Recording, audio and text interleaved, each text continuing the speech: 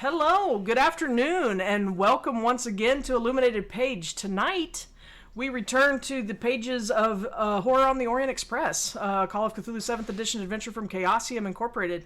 My name is Thompson, and I'm the keeper for tonight's adventure, and my players are Alyssa. If you would please introduce yourself and your character. Hi, everybody. My name is Alyssa. I am online almost everywhere at Alyssa Appleton, but on Twitch, I'm Brick and Switch. And I am playing Cleo Dandridge, who's the resident occultist of the group.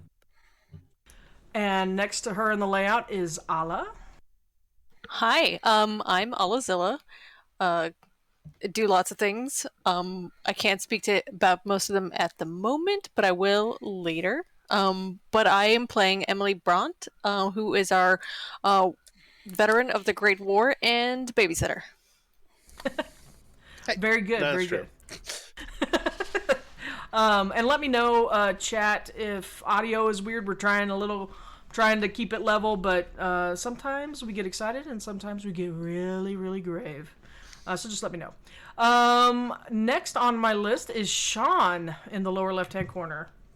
Hey, I'm Shawn. I am on here doing lots of different shows, but tonight I am playing Kelsey Haskins. I am the resident locksmith. Maybe more. We don't know yet. Maybe more.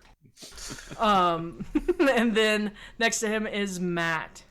Hey, I'm Matt, and I run stuff on Monday nights normally. And I'm playing Countess Johanna, who is the baby being sat on, I guess. That went a place that we're not that kind of stream. So, but yes, the Countess who is being babysat is how I think the proper way to say that. Actually, I think Emily is talking more about babysitting the rest of the characters as she tries to work them into the day-to-day of the Countess. So I did not specify who Emily was babysitting, but it is not. everyone. You did not. So yeah, there's me and my players. We are happy to be here tonight, I think. If they're not, I'm going to say they are. And just to let you know, viewers, in addition to Call of Cthulhu 7th Edition, we are using the variations available to us in Pulp Cthulhu. Also from Chaosium. We were going to have a giveaway tonight, but we found out last week after our giveaway that our code was, something got off in the code that they sent us. So I'm going to hold off on the giveaway until we get that code thing sorted out. Chaosium had not responded to us yet by the time we went live. So when we get that, we will be giving away, we have 2 more PDFs of Pulp Cthulhu that we can give away for you to purchase from Chaosium.com. As a long-time Call of Cthulhu player and someone who's run a lot of Call of Cthulhu for streaming and podcasting, Pulp Cthulhu is fantastic. It makes everything way more survivable, and it makes the characters more fun to play, honestly. Absolutely, absolutely.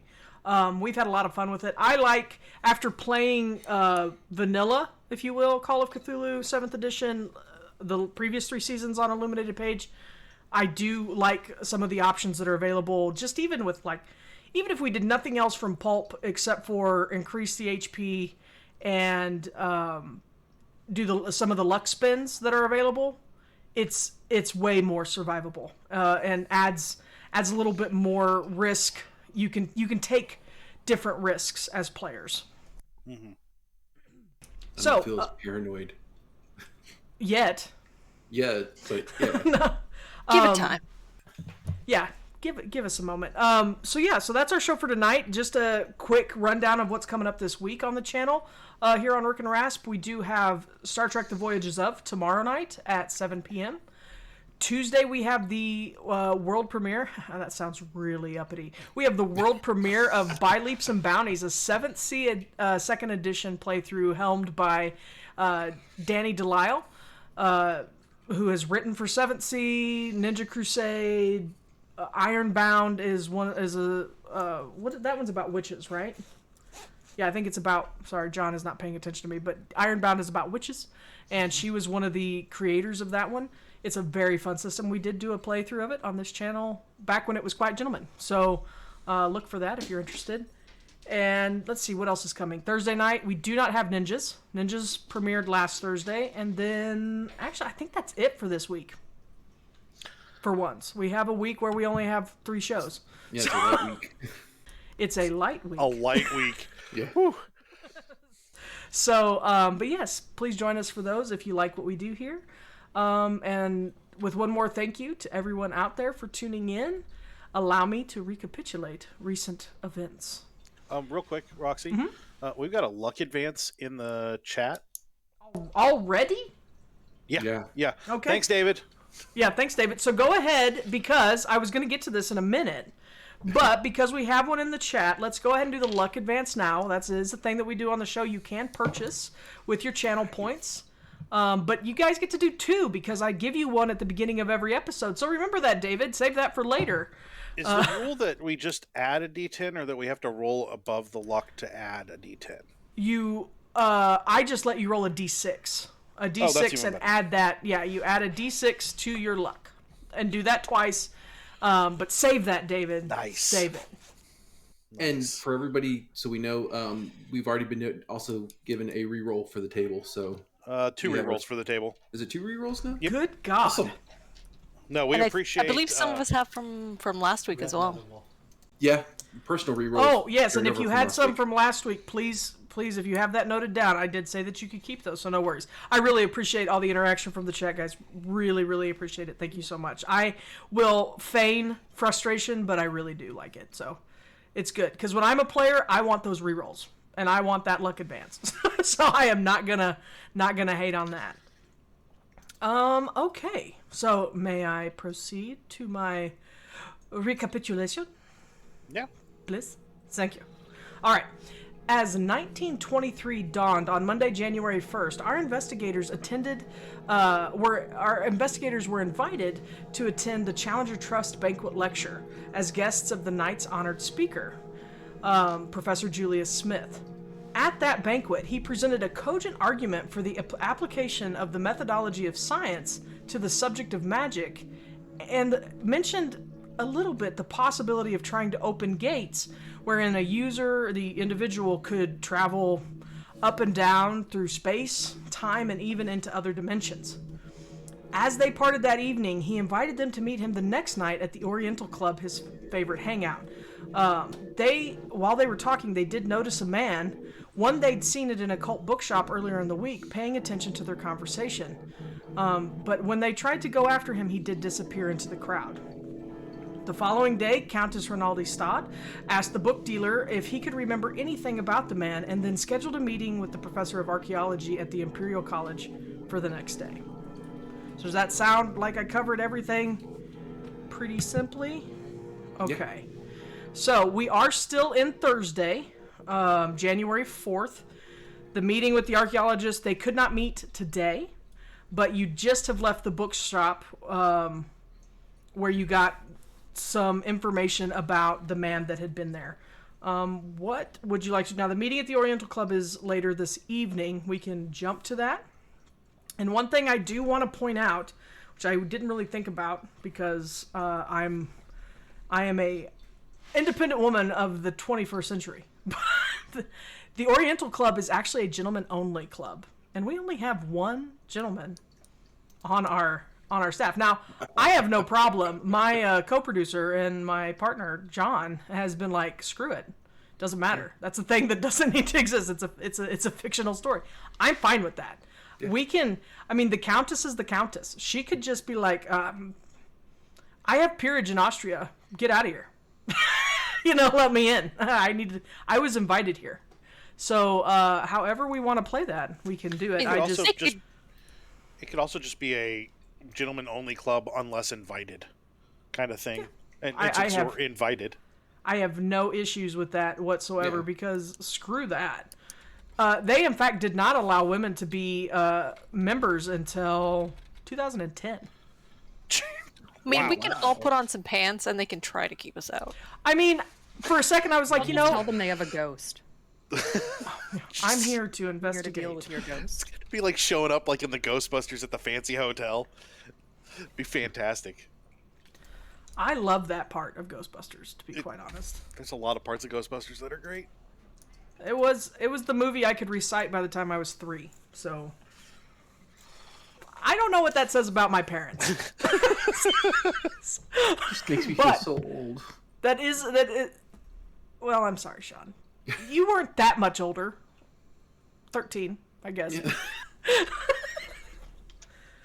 That was quite a bit older. Sorry, I forgot. Age differences always seem like a way bigger deal when you're younger. Yeah, they do when you're older. They do. Now I'm like, what? My husband's 45. I'm 37. Most of my friends, like David in our house, he's in his 40s. What? I did tell my mom the other day. I was like, ugh.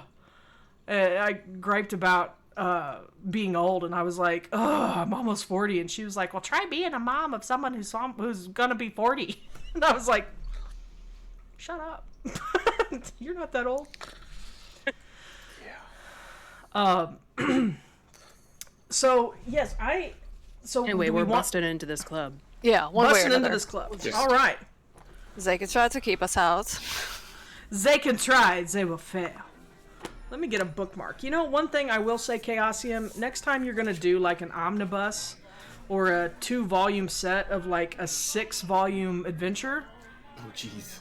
Ribbon markers. That's all I'm asking. They don't have ribbon markers? Do not have ribbon markers. Which is so funny because the Keeper book and the Player's Handbook has the ribbon markers in it. I will say, because these are just kind of like a quick binding of them into 2 volumes, because the PDF is like 6 books, and they're smaller, of course, but still, yeah, it's like 6th edition stuff. Where one thing that is different in 7th edition, if you have the hardbound books, is they're like nice glossy pages and they're in color and they have the ribbon markers. These are all in black and white. And it's just different. But ribbon markers, even a crappy one would have been great. I have considered using waxed dental floss. Like, if they could have just provided waxed dental floss to use as ribbon markers, I would have been fine. 1 second. I'm going to pull up the description of the Oriental Club. How is the music volume, audience? Is that too loud or is that fine? I think it sounds okay, but I want to make sure.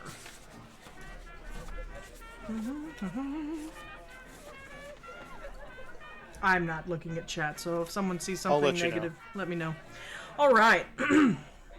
This is a little snippet about the Oriental Club that I find kind of interesting, but it says the Oriental Club was founded in 1824. The club is open to noblemen or gentlemen who have traveled or resided in Asia, Egypt, South Africa. This is a country that I don't know how to spell or pronounce. Mauritius? Anybody know? I'm going to call it Mauritius or Constantinople, or who have worked for the government on behalf of the Eastern Empire. Entrance fee is £31. Subscription is £8, 8 shilling. The club is at 18 Hanover Square and has no windows above the first floor. Shady. That's sus. Just telling you. It is decorated inside with portraits of those famous in the East, such as Clive of India. Its symbol is the Indian elephant. The club library boasts over 4,000 volumes on Oriental topics, and the club is very sedate and conservative. Investigators of the lower orders, or who are women, will not be admitted, and even those who have the required gender and status will be expected to comport themselves as gentlemen. For members, it is an excellent resource for gaining contacts and information regarding the East. I thought I had another thing. Oh, no, that's fine. So yeah, the club that matches the description that you are greeted with. And yeah, if you guys want to crash the club, or if you ladies would like to crash the club, let's crash the club. Yeah, we have an invitation, so I don't think we'll need to resort to manhandling anyone. Lady handling. That's how I do it. You have an invitation by one of our esteemed members, and he invited women. Yeah. Oh, I know. The heavens forfend. I mean, Well, you know. We all have the experience that he needs for his research. That's why we're here. I cannot. Who is your friend? Tell me, who is your friend? Can I? I'm gonna smile real nicely at the gentleman and tell him that I'm Countess Johanna Ronaldistad, and I'm here to meet Professor Smith, Julius Arthur Smith. Oh, I am quite familiar with Professor Smith. His mustache is one that I admire. I aspire to myself. And he smooths his bristly, very thin pencil mustache. You feel that he was being sarcastic, but he says, "Well, I don't really care, Countess. You are not a countess of the peerage, and here in our great country in the British Empire, there are no Rinaldi Stodds in power here, so I don't know what you would like to presume I do." I would hope that you would consider a foreign dignitary coming to your club as something that you would want to be seen here. I have many interesting stories about my travels, and I'm sure that your members would be very, very interested in such things. I don't know. Can I roll a charm on him? Sure. He. The members of this club might have ideas of what to do with you, Countess, but I don't know if it is what you think. I got a hard success. Okay. And, do you... I'll You're just, charming? lightly touch his arm and just smile and say, "Calm now. I'm sure that my good friend here, Mr. Haskins, will take good care of me and make sure that I am safe. Besides, we have quite a bit of business to discuss with Professor Smith." Mr. Haskins, that is not... He's the gentleman here with the invitation. And Mr. Haskins. And he looks you over and... Have you spoken yet, Kelsey? not yet. And when he looks over at me, I'm going to reach and shake his hand. and there's going to be a... Oh, see, I'm thinking in modern terms. There's going to be a 10-pound note in my hand for him. Ooh. I'm going to shake. And I was hoping to do a charm to, to make it all subtle and... Go ahead. Or do a sleight of hand and a charm. Okay, so I got a sleight of hand. Well, for the charm, I got a regular success. Okay. For the charm, we got a regular success. The sleight of hand, I got a regular success. I said it, I thought. Okay. He comes back up and holds up the money, which this is a SIM card for a phone. He holds up the money and he's like, let me see if Mr. Smith has arrived yet for the evening. I just got on shift. And he steps aside and he looks kind of down behind a curtain and he's like, and a younger lad, probably in his late teens, early 20s, steps up. Just a second, I have there. Sorry, they're trying to order food, and I thought I'd sent my order, but I didn't even finish it, so I'm just giving John my phone. Just get me food. So, this young lad comes out, and he's dressed very, very chicly. He has got his hair greased almost and plastered to his small head, and his pencil-thin mustache looks as though it may have actually been drawn by a pencil. But he is dressed quite dapper, and he says, Pearson, go see if Mr. Smith is here, and tell him he has guests of a... And he looks over the women, and he's like, of a unexpected variety. And the young boy walks off, nods before he does so, disappears, returns a moment later, and says, Mr. Smith has said that he cleared it with the previous doorman, Mr. Hartsworth. It said his guests could come regardless of their sex. So... And the doorman is astounded, but kind of shocked and pales a bit, and he says, Fine. Show them into the professor's private area.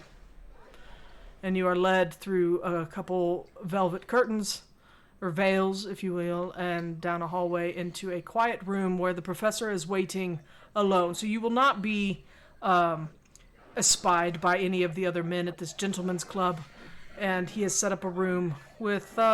quiet music, and he's smoking a pipe. He stands to greet you. Oh, my friends, please come in. It is so good to see you again. I hope my fair city is treating you all well. He knows, Johanna, that you live here. He never acts like he knows that, though.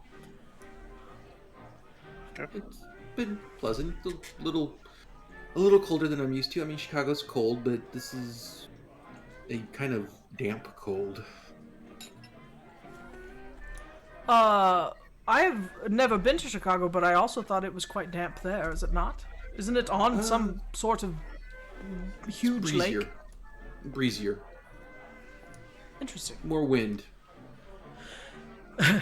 Sorry, Roxanne almost made a fart joke because that's who she is as a person. Sorry, guys. I had to stop myself. Never apologize for a fart joke. Yeah. Okay. Professor Smith is just like, oh yes, windy. But he says, sorry. He says, well, good. And he's takes all of the women's hands. If they allow him, he will place a light kiss on their knuckles and show them to their seats. Emily's like, no, get your lips away from me. Social distance. Emily's actually going to take almost like a doorman position by the door. Okay. It's partially to keep any unwanted ears out, and if we are being followed, just to be on the safe side. No, that absolutely works. So, the professor sits down and he's like, thank you all for coming. Again, I'm so thrilled that you were able to attend the lecture last night. It was... I love those lectures. I've gone several times, seen some fascinating things, but I just don't feel like sometimes they take matters of the paraphysical as seriously as they should. As I said last night, I do think there is a great many things happening beyond our notice, and I wanted to speak with you. I couldn't do so amongst those esteemed attendees last night. Afraid of being too open, or were you worried that they were going to believe less in what you were talking about? I think they would probably find me a man encroaching on senility that is finding fancy in things that don't make sense. They are not interested as much in things happening in other places of the world outside of the Empire and North America. And unfortunately, I had an uneasy feeling last night, as though I was being watched. And I know I was being watched by a lot of eyes as I gave my lecture, but something was affecting me that I had a sense of unease, and I was very glad that you all were there, because you at least were with me when we experienced some things. And I know that you also, and he looks at Cleo, know something about a feeling of unease. A thing or two, yeah.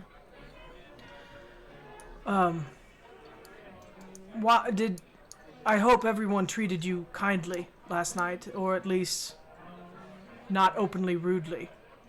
Sometimes the Challenger trust is full of asses and top hats, you know.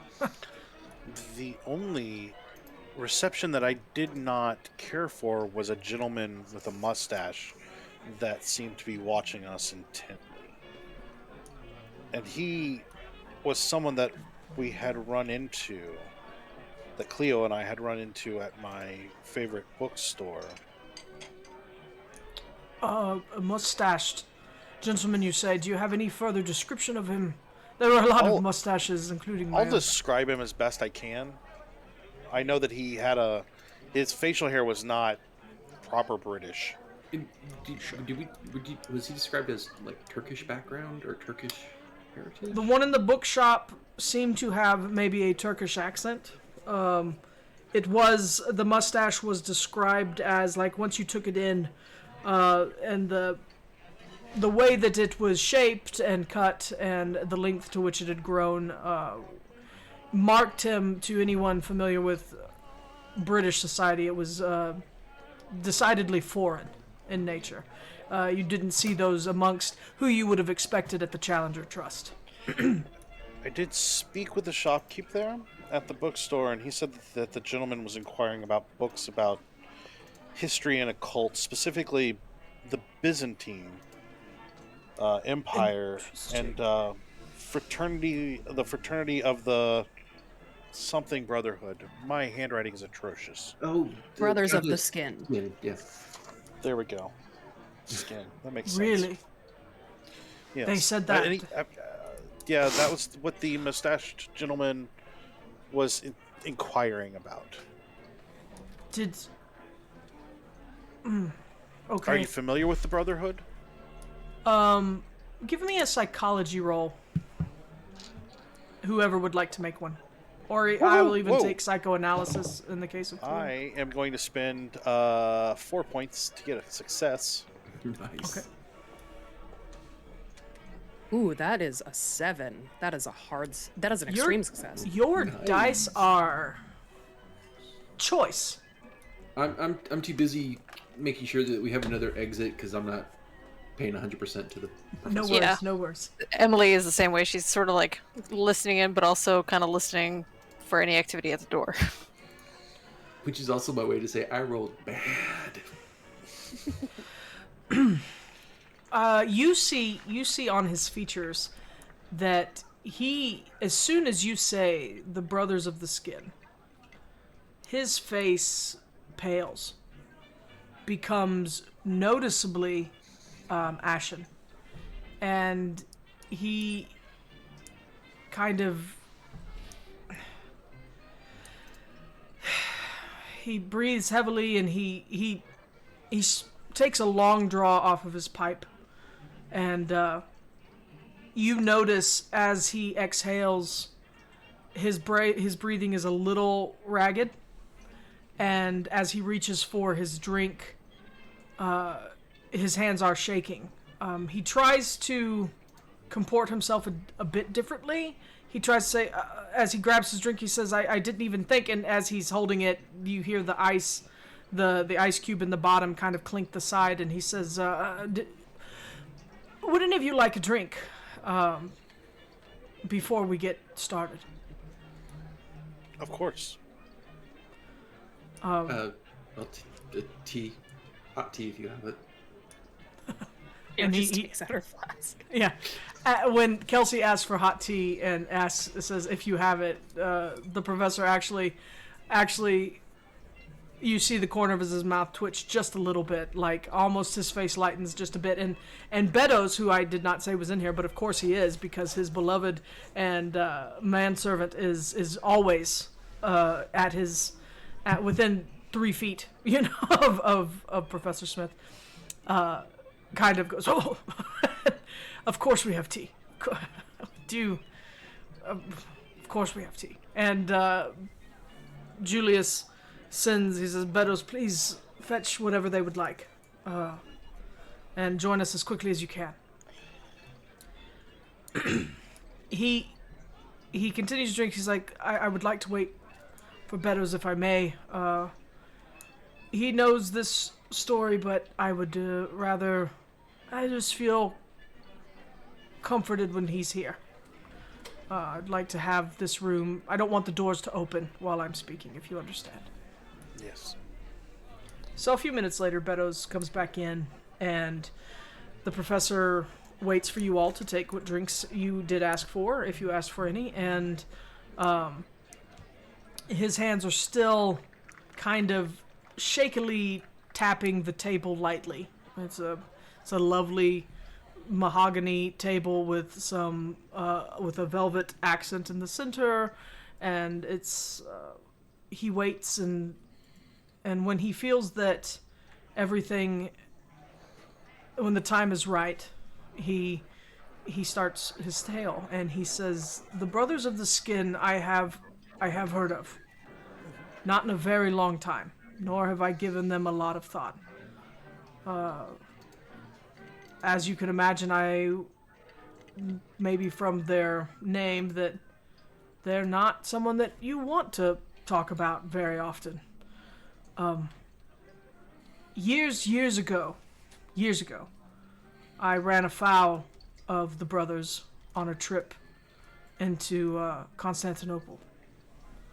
I have not returned to the country since, even when it seemed that I would have to be taken there. I had a quest, if you will. It sounds dramatic. I had come across an item that needed to be returned to Constantinople, but I could not go myself. Does he call it Constantinople? He does. Okay. Why? Do I have that wrong? Well, there's a whole song about how that's I know. not the name of, which Turkey is perfectly okay. The Republic of Turkey did not exist until later in 1923.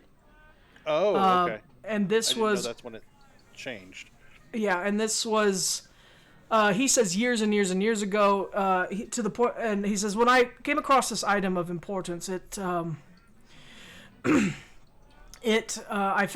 came across it here in England when I was in my 30s. So we're talking like the 1890s when this was happening, and he had run afoul of them even before that. Okay. So, yeah, no, this makes sense. So, yeah, I know there's a whole song about it. David sang it earlier. Please do not sing it on the stream. I do not like it. We don't want to get defunded, right? Yeah, well, that too. That too. We're also like 7 years from it being officially Istanbul. Right. 7 years prior. I tried to keep up on the history, but it was a lot. Yeah. As it is, anyway, he says, yes, I came across this item here in England, in London, and it was a item that I don't. Anyway, the man that you saw, did he happen to wear a fez? Was he wearing a fez? He was not. Not that I saw. I don't. From his inquiry, it doesn't sound like he was a member, just that he was looking for information on them. Interesting. Did he leave a name? He did not, and that is something we are trying to track down. Okay. What was the item you found here? I was just gonna ask. So, let me take you back to when I was in 1893. I was, there was a home in Cheapside. There was a dark alley, and I had been summoned, or I had received a telegraph from a dear friend of mine, a Professor Demir in Constantinople. And he said that he had concerns that a student of his that he had sent to London was unwell. And I was able to track the student to this inn, if you will, this almost like a halfway home in Cheapside, and met the lady of the house there. And she said that some days prior, a man had arrived in a top hat and a swallow-tailed jacket and paid a handsome sum of money to rent a room. And he and a group of men of Turkish descent, or believed to be Turkish by their complexion and their wearing of fezzes, they stayed in the room, and the first night, other guests in the house were stricken with whispers. Their sleep was troubled. They heard any number of noises that unsettled them greatly. On the second night, there were loud banging and sounds of shouting, and the man came downstairs and paid the lady yet even more money to not cast them out and to not call the police.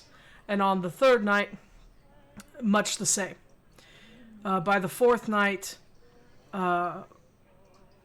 she finally sent another tenant due to the screaming and the awful smells coming from the room. She sent one of her other tenants to fetch the police.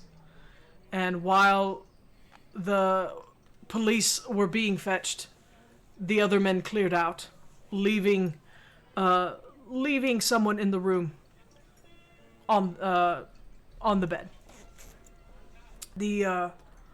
Upon arriving, just a second. The words in the book are better than the ones I have in my brain. I'm gonna look over at Cleo and wait till she kind of sees me, and then just mouth the word ritual at her. Does Cleo respond? She catches the Countess and sort of does a... Okay. It's like kind of a nod, but kind of a shrug. Like, sounds like it could be, but I need more information. Sure. Okay.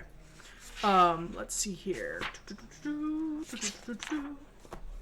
And that was Professor Demir in Constantinople? Yes. Okay.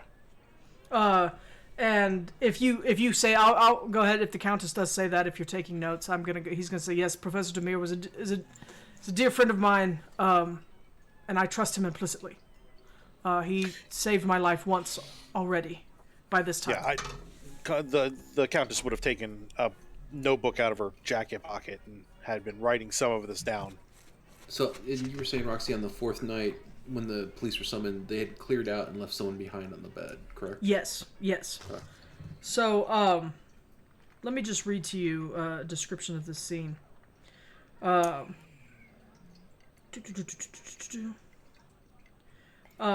man in the top hat and the men in fezzes saw the individual leave to fetch the police and fled the premises, leaving only an old and withered body on the bed.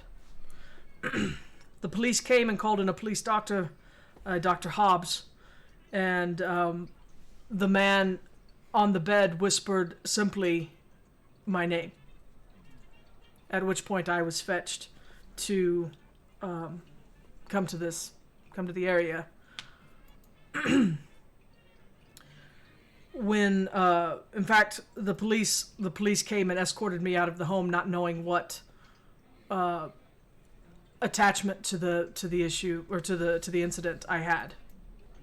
They, as you can guess, worried that I was a suspect and had been involved. But Mrs. Grimes, the lady, or Mrs. Grimm, the lady of the house, had never seen me before and could testify that I was not, or could attest that I was not the man in the top hat.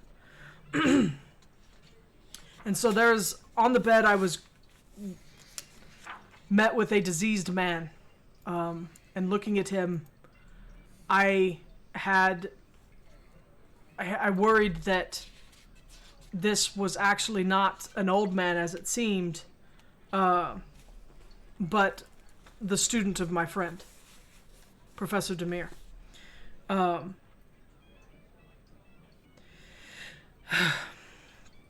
The stench that came from the room was terrible. It was old fish, awful, and ancient and curdled vomit. It was a smell that I cannot... there's nothing like it. And those are the only descriptions that I can give you. There were only 2 lights in the room, 2 candlesticks, and then the man on the bed.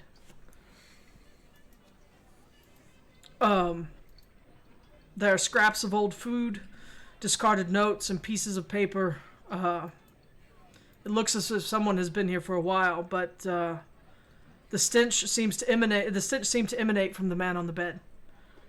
He looked ancient and withered and near death, but again, I believe that it was the student of my friend. I recognized him some.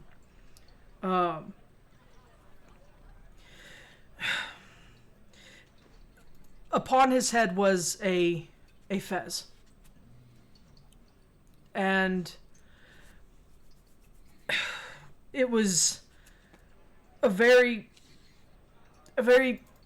odd thing. It was unsettling to see. It was unsettling to touch. I touched it just lightly, and I was overcome with a sense of nausea. You touched the fez and it made you sick? I did, yes. I was going to try to remove it from the man's head, but I could not. Yeah. You may not believe me, but it seemed as though it was growing into the flesh had grown and attached itself to the fabric of the fez. It did reveal, as I looked closer at the scene before me, it seemed as though the man had been strapped to this bed at some point. It was... There were leather straps, but they hung loosely now from his withered wrists. The police doctor was there.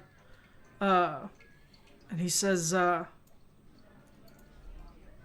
it's very strange, but the doctor says, I do not believe this man is as old as he seems, and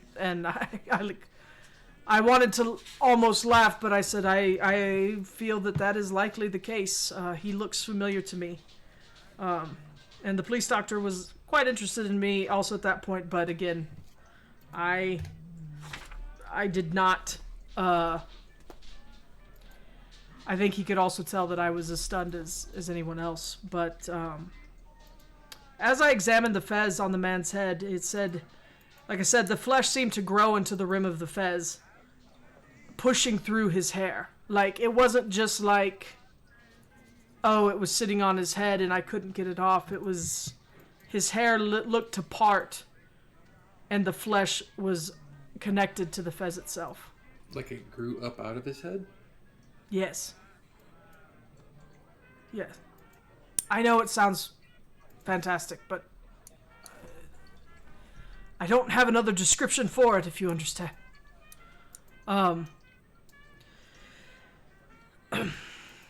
The doctor told me at that time, he said that it could be surgically removed. He was pretty sure, but that would take a hospital, and I don't know if that boy could have made it to the hospital. The fez was the color of old and dried blood. Enough so that I had serious concerns about its origin and its history. It was foul-smelling, dank-looking, almost as if it were soaked in sump oil and then dried out. It was disgusting to behold. I can't imagine wearing it. Its surface... What kind of oil? Sump oil. Okay. I meant to look that up and I didn't. I'm just thinking of like sump pumps. So, not sure if it's... It's waste oil from engines. Okay. That makes sense. Yeah, so dirty, gross oil. Dirty, gross oil. Anyhow, it was covered. I was drawn to inspect it closer. There were like strange symbols upon it. They seemed almost as though they were under the fabric and kind of shining through. It doesn't make sense, I know. The lighting was low though, but I could see these symbols. As I pulled a candle, the candle light flickering over the surface almost gave it the appearance as though the symbols were moving and twitching of their own. That seems fantastic, though. Can you switch to more somber music?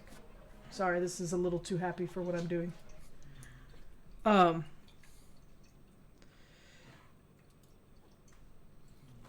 The symbols to me were not recognizable. Similar to, say, some hieroglyphics that I've seen in the past, but I did not recognize the language. And if all that wasn't unbelievable enough, I have to say that the fez seemed to emit a low hum.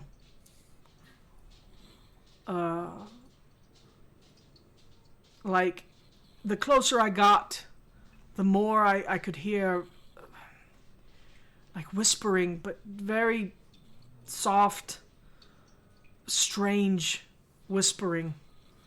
And I'll be damned, but I could have sworn that it was coming from beneath the hat itself. I was a bit shaken when I heard that, as you can imagine. And then, like I said, when I touched it, I wanted to see if the symbols were physical, if as though I could feel them under the fabric. I was overcome with an intense nausea. And frankly, I was filled with such dread that I've never felt again. Rule of thumb not to touch things like that. Believe me, I've done much better. If you remember, I did not touch that apparition in the lighthouse. I do not wish to ever experience that again. Not chastising you, just throwing it out there for knowledge. Of course, for the of group. Course. Yes. Good Which word she of warning does for say. everyone. She looks at everyone as like, for the group. The symbols, did you take note on those by chance? I did, but I did not bring them with me. I have them in an old journal, I'm sure, at my home in St. John's Wood. Maybe this weekend. I have some things going on tomorrow, but maybe this weekend I can have you all out to the house.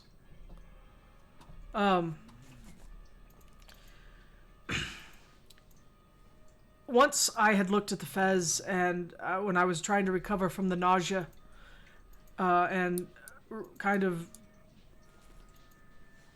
regather myself, the poor man on the bed uttered a tortured shriek, scaring me kind of out out of my silence, and he heaved and gave a horrid death rattle and then proceeded to die. In the instant, I kid you not, the instant he died, the moment his breath stilled, the fez rolled from his head, leaving only a ring of raw flesh through his hair, almost as though someone had just plucked the hair out in a perfect circle around his skull pate. Did anybody touch the fez when it came off? Not at first. I learned my lesson. I left it there for a moment. I did approach cautiously and noticed that there were no more sounds emitting from the fez. The doctor checked to make sure that the boy was dead. The candles guttered, and suddenly a great shadow loomed off the bed. And this is where it's going to get to a degree of fantasism? I think we're a little past that, but go ahead. Well, as I've heard some in America say, hold on to your butts. And Beddoes from behind is like, oh, because that is a very rude saying to old Beddoes. As the candles had guttered, I heard the scream of the doctor, Dr. Hobbs. And he was suddenly attacked by something. It had a hold of him. I could see in the shadows. By the time I could, the door opened and light shined in through the door, the boy had risen and had literally latched himself to the doctor's face. The doctor's... I'm sorry? He was biting him? Yes.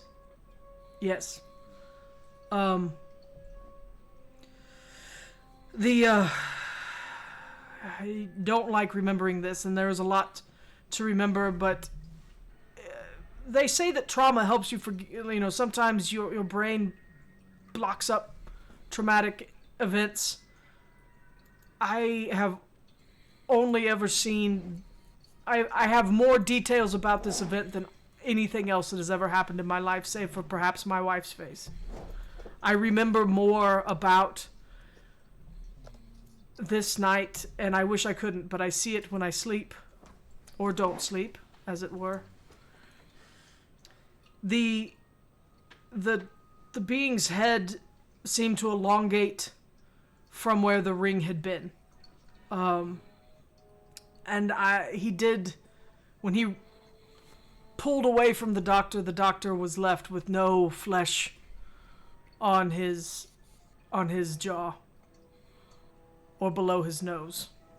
It was a gruesome, ghastly sight. The creature's tongue lolled out of its mouth and hung down as long as a necktie, the end frayed into sharpened barbs. It actually kind of strangely resembled the tassel of the fez. And it came at me, and I thankfully had a gun, and there were police outside, and they came in and they shot, and we were able to kill it. And it was not human anymore. I have no other way to describe it. We actually lost a police officer in that battle, but his death was it wasn't mentioned. He died in the line of duty, was as good of a explanation as his family got. What do you say when that sort of thing happens? Same went for the Dr. Hobbs. He could not be saved.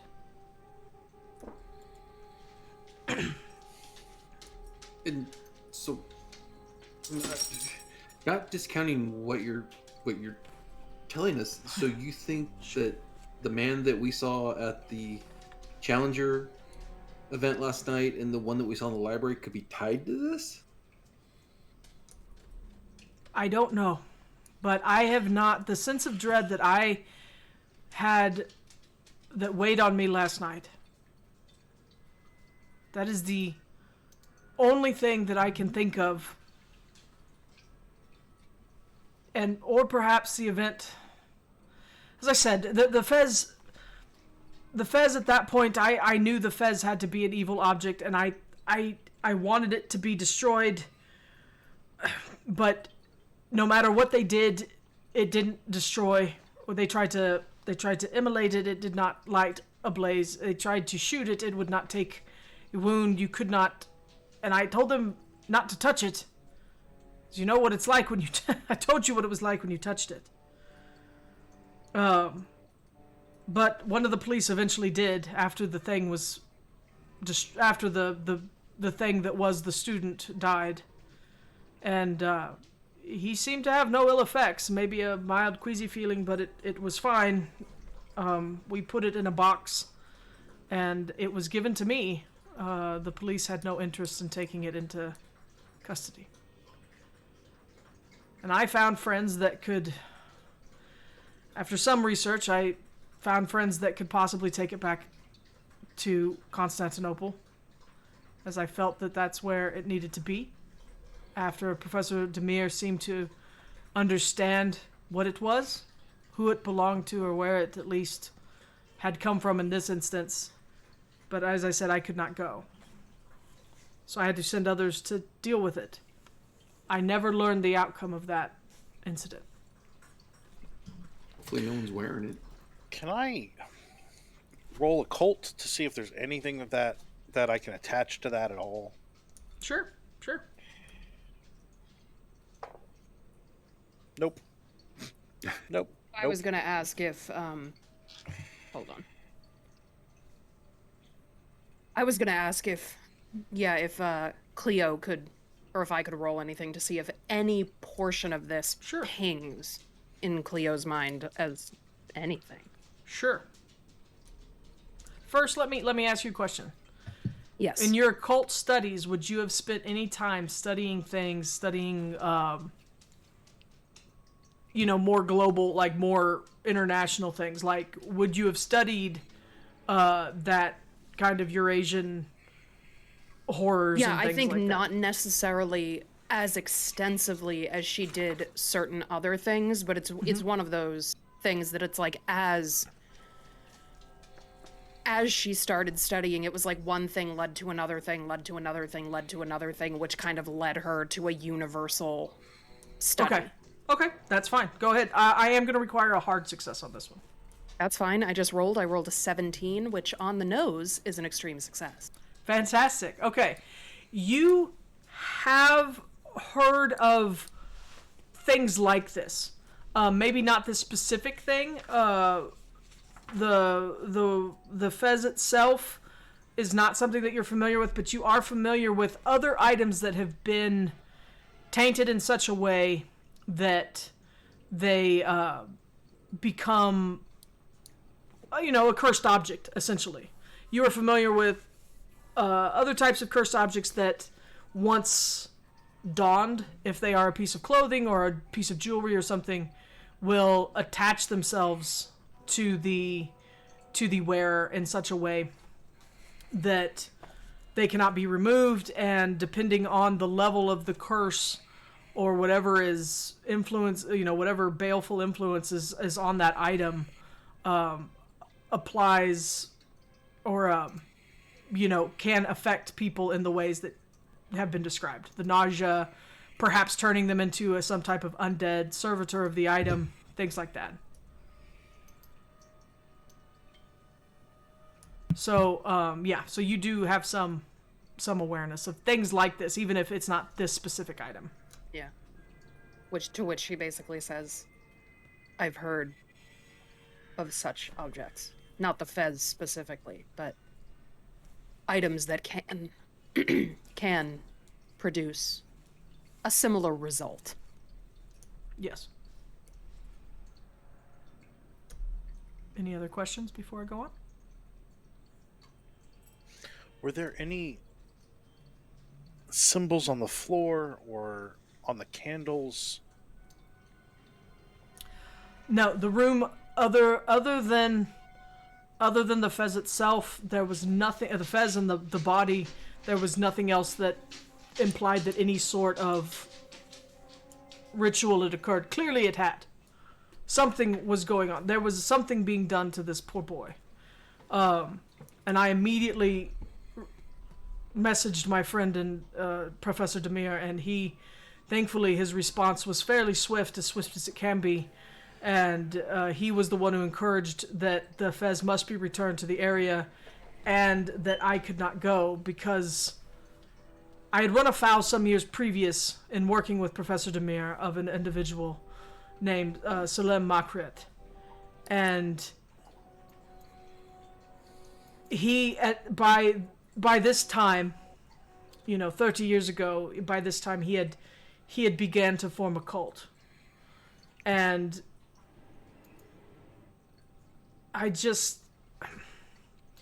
Demir made it clear that it would be unsafe for me to go back. What was the name again? Selim, Selim, Makrat, Makryat.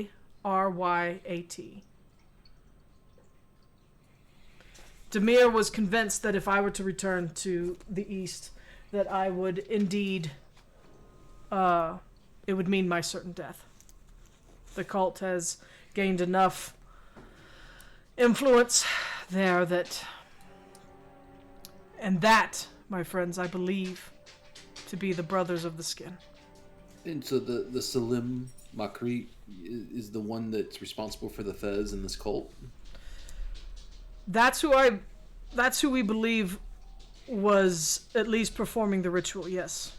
I don't know if I have enough knowledge to say that he created the fez or anything like that, but I do believe that it was in their possession, and it is something that they use in the most horrendous manner. What did you do to earn that ire?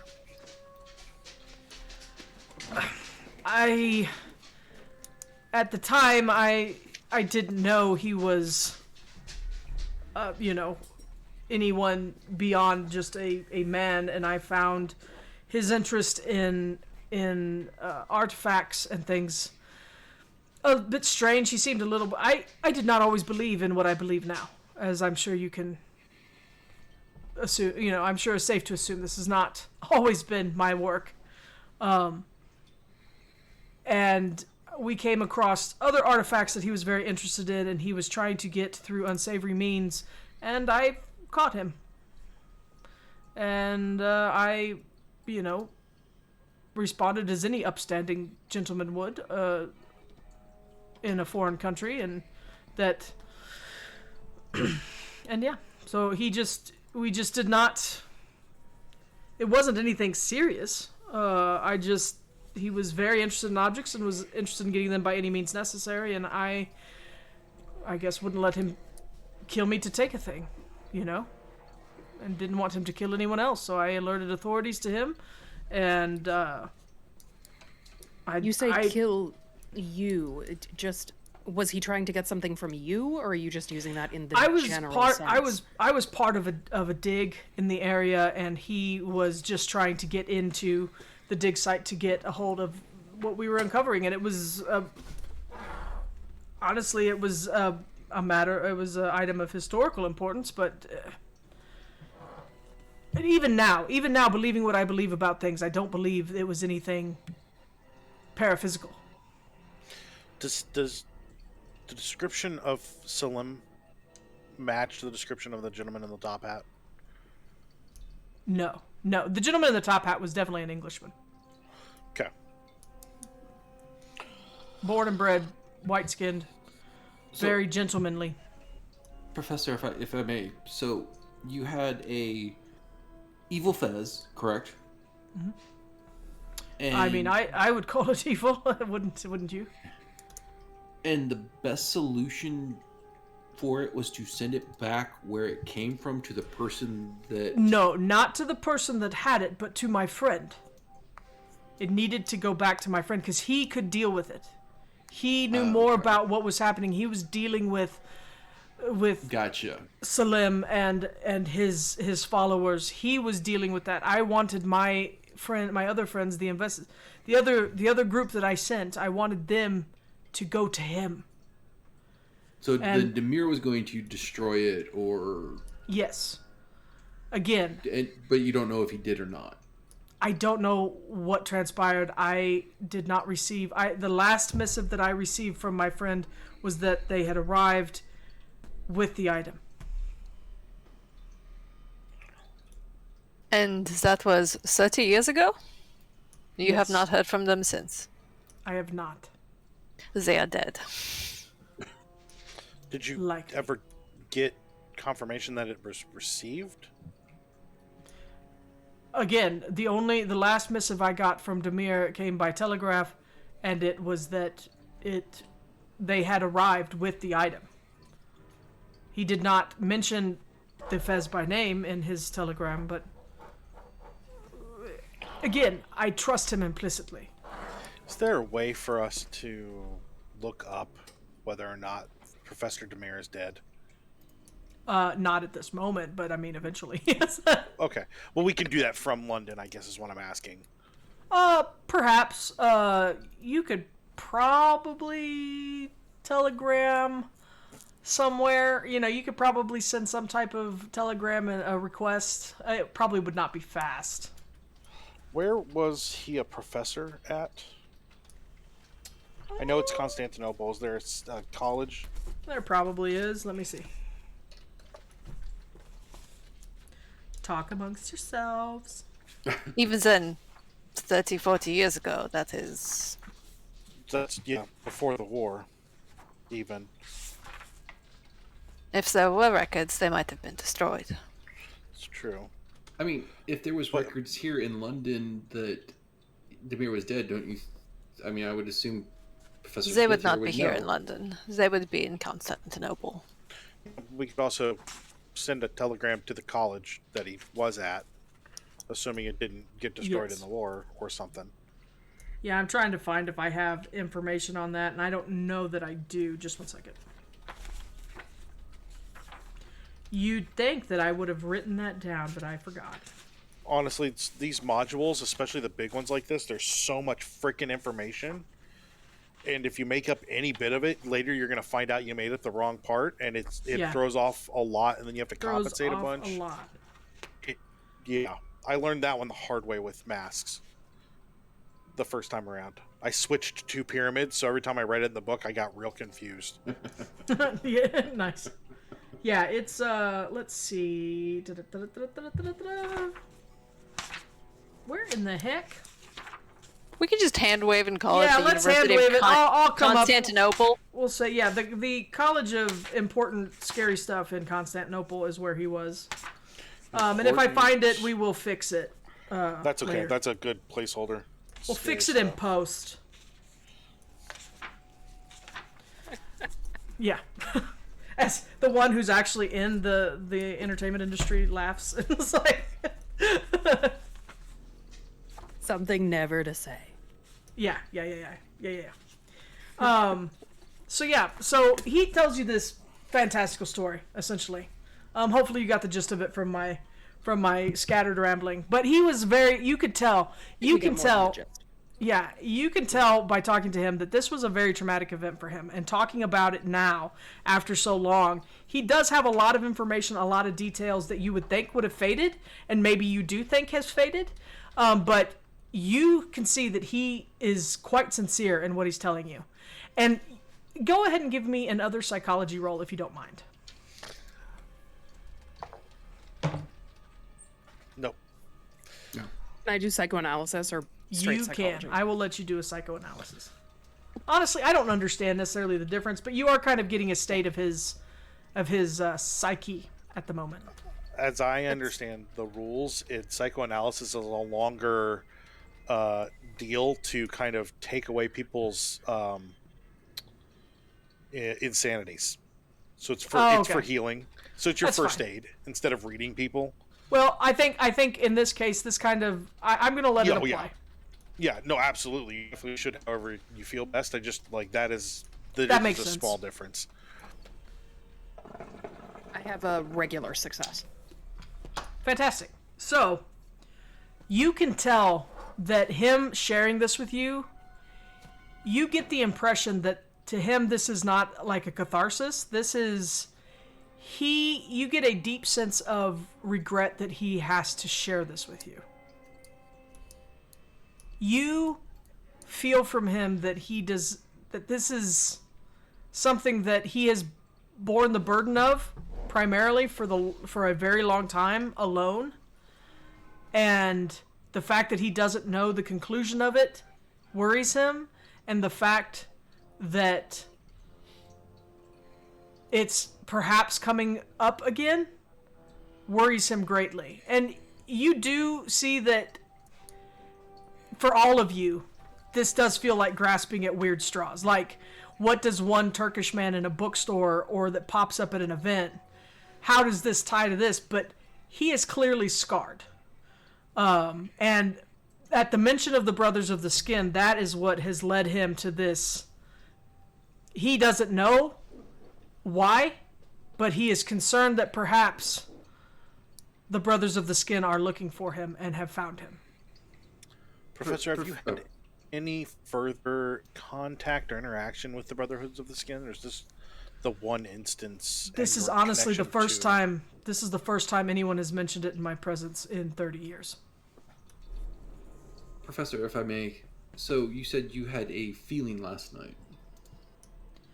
Something didn't feel right. I've given countless presentations, dozens upon dozens of presentations, and met countless people of many different origins and ethnicities and you know, glad-handed and the whole bit. And I've taught classes and done research and visited sites, and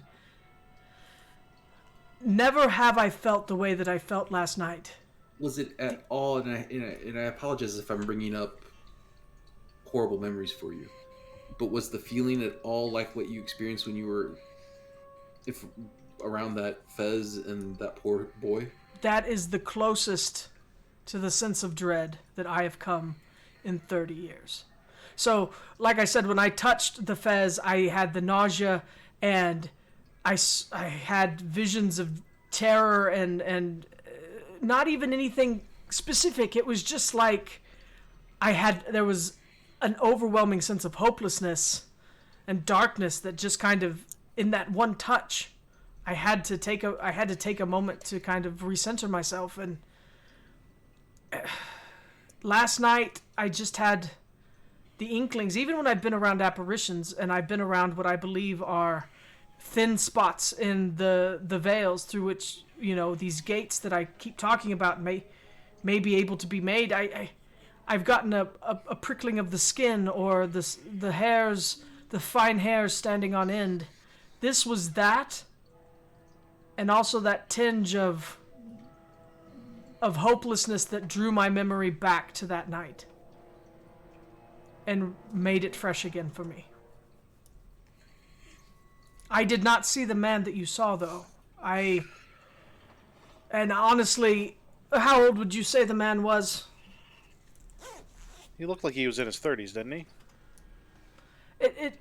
Yeah, it did. And the professor's like, and too young. If it happened to be Salim, Salim was a much older man. And Salim would not have been looking for books about the history of his own cult. Right. So I mean, I don't know what the. I mean, I talked about nothing that was relatable to the incident that happened. I mean, apparitions and my entire lecture, I guess maybe somewhere in there someone could maybe logic out some type of way to be able to apply science to these. It doesn't make sense.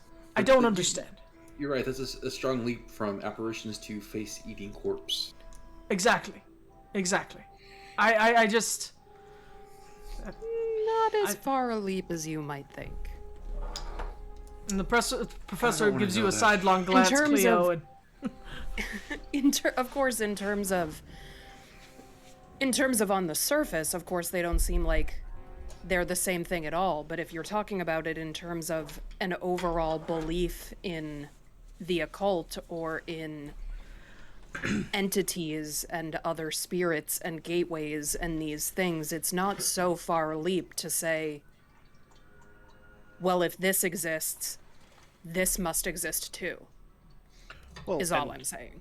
And also those places of weakness between in the veil, as you were speaking of, Professor. It's my understanding those have been known of. There have been places known of like that for centuries. That magic is easier to do there. Is that not correct, Cleo? I'm sorry, say that again. I literally was scratching my ear. Uh, that there are the places that are that have weaknesses in the veil. Sometimes magic is easier to do there, and those have been known about for centuries by some people. Mm-hmm. So if this were perhaps that hotel had a weakness in the veil, either because of the time or the place or something that had happened, and that made it easier for them to do whatever it is that they did. That maybe there's a tie to your research there that you have pinpointed a scientific application.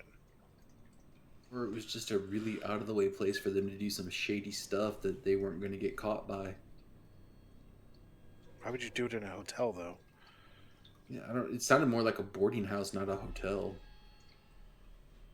I mean, in Chicago, trust me, the gangsters there, they will do some stuff in flop houses and places that you wouldn't think about, and there's just some serious atrocities going on in out of the way places.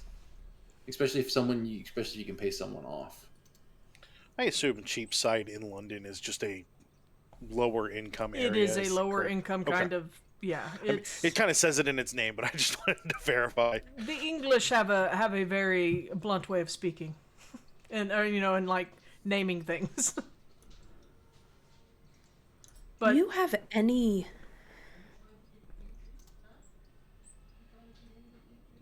understanding as to why they were doing it here? I don't. I am not sure why the brothers would leave. The Anatoly area. I don't understand. Well, let me put it this way. The implications thereof are worse than I would like to contemplate. In this case, it was my friend's student. His name was Matthew Pook, and very smart boy, by all accounts. And my friend Demir had been tracking the activities of the cult that time, and young Matthew was sent to keep tabs on it. We got word that the Fez had been taken to England, and again, why I don't know. Maybe they were testing it. Again, the implications of that are things that I do not wish to think about at the moment. And that was 30 years ago.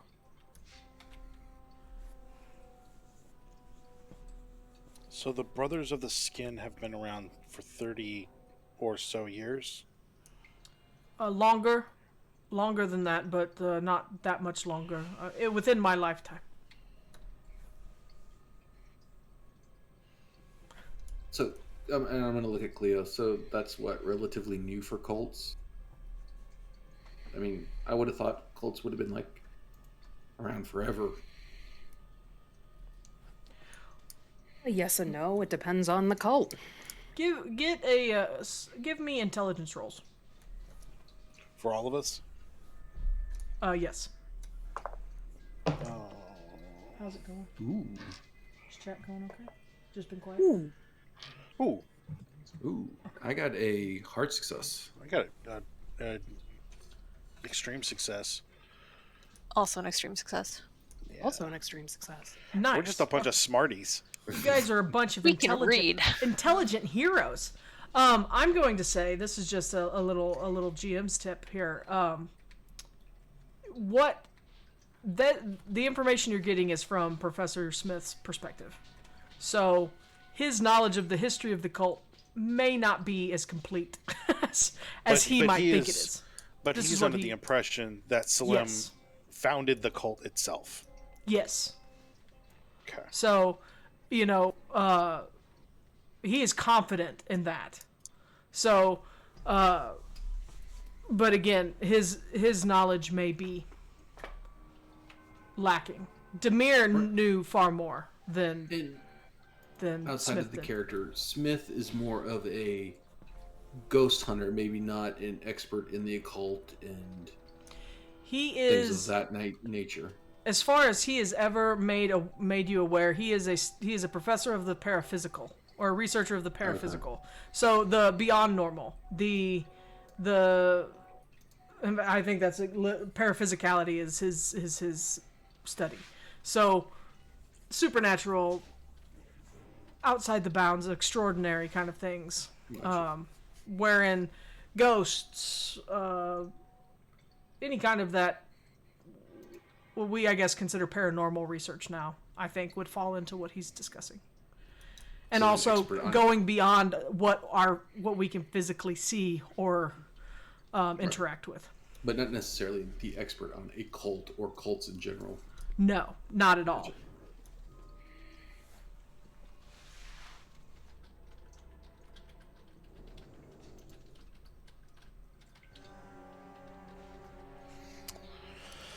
Professor, do you have any good connections here in town to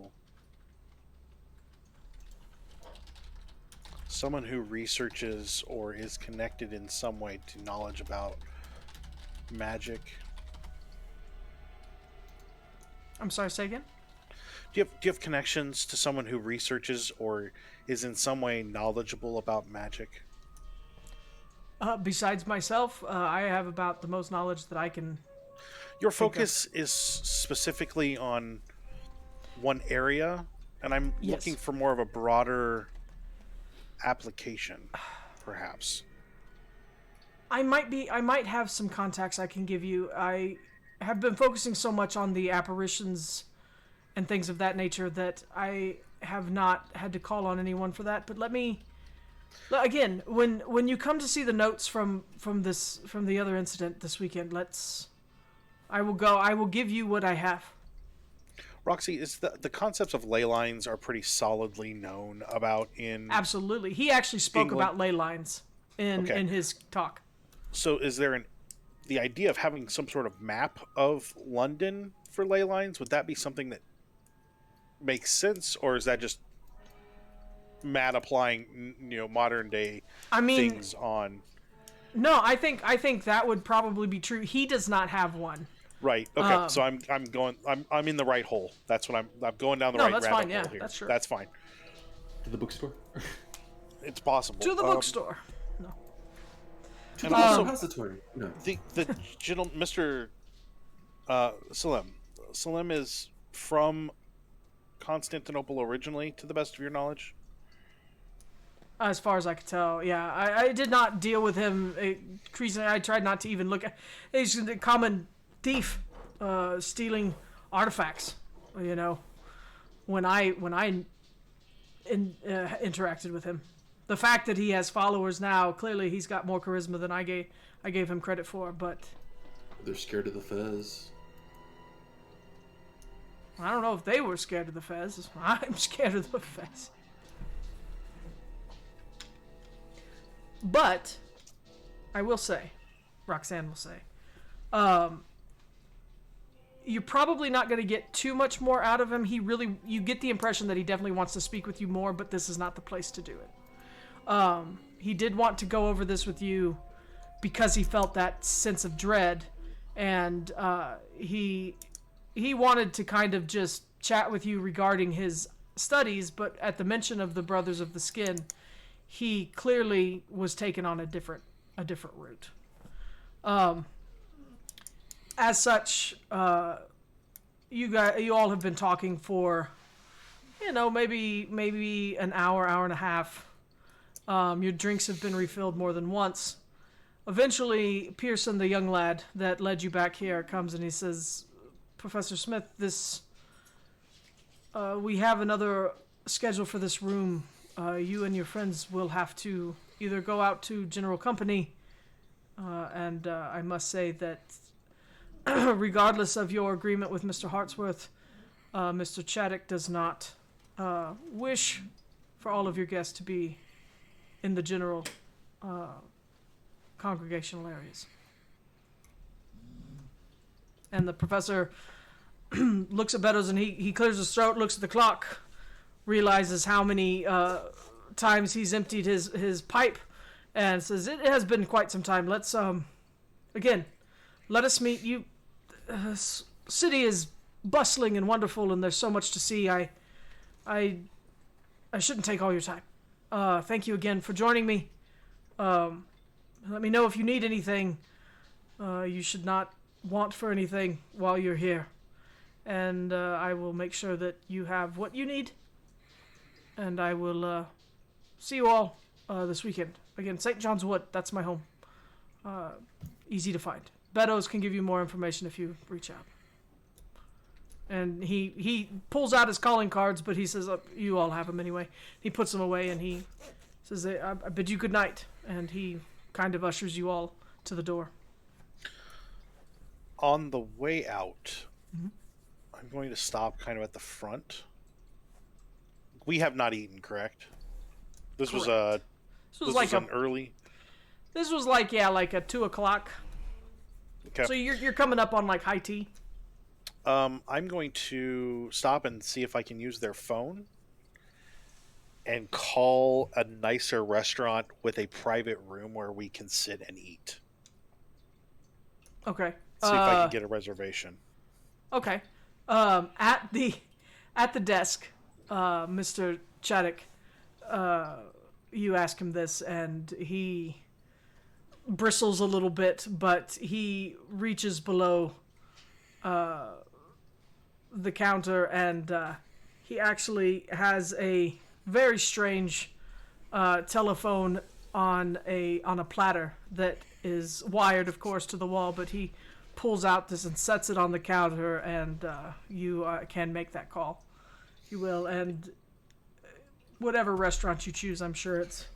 Yeah, I just want somewhere where, one, I'm going to be seen out and about by others in society, but also that has a private dining area that we can reserve for the four of us. Even if it's like, oh, this is a room for 30 people. I don't care. I'll put 3 of us in there and then Sure, pay that's whatever fine. I have to for the rest, because it just doesn't matter. I just want...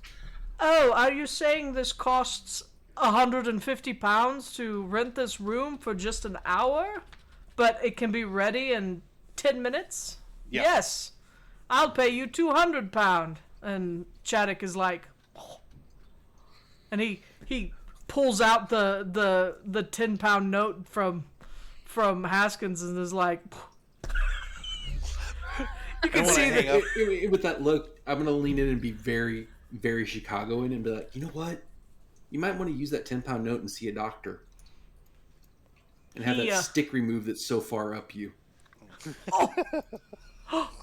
He reddens to the color of a persimmon not a persimmon, a pomegranate, and throws your money back at your face and bids you good day. There. I'm just gonna leave it there. I was like, man, it's the way you behave. That kind of manners that you're throwing around here. That's what's gonna get thrown back at you. And I'm gonna walk out. When I hang up the phone, I'll just look at Emily and say, tip the men, and walk out. Like, very dismissive, like, hand wave at them, and just head out following Haskins.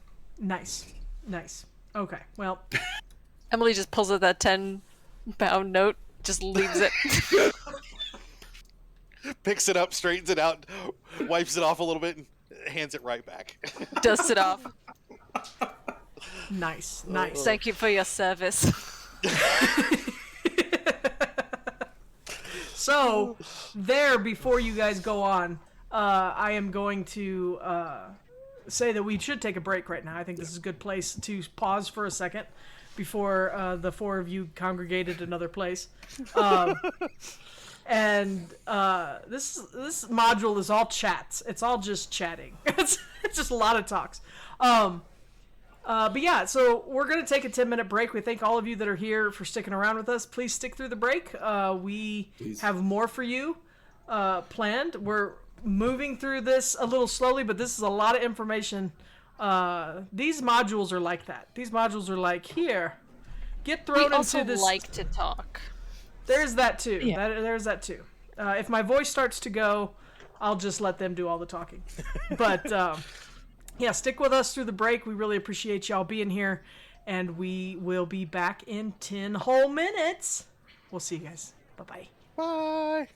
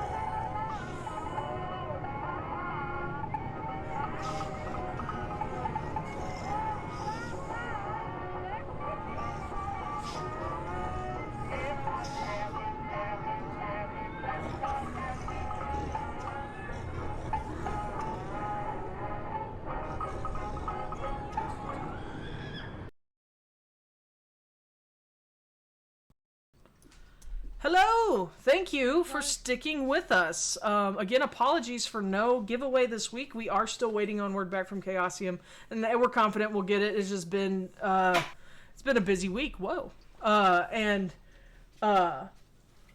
We'll get that code sorted out, and so tune in next week, and hopefully we can give away another PDF of Pulp Cthulhu if you don't have it. It's a great little supplement and modification to the core 7th edition rules. We like it around here.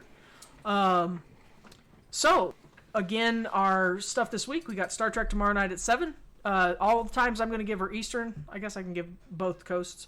7 p.m. Eastern, 4 p.m. Pacific. Tuesday night we have By Leaps and Bounties, a 7th Sea 2nd edition show that is premiering Tuesday at 8 p.m. Eastern, 5 p.m. Pacific. And then, that's it.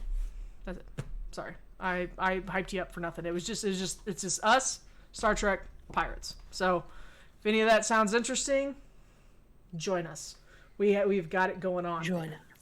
Join us. And it's not all Also, shout out to you repping Saving Throw with your shirt. Oh, yeah. I am a Patreon supporter of Saving Throw and a Twitch subscriber. I need to switch to their Ko-Fi, but I paid for a year of Patreon, which is why Yeah.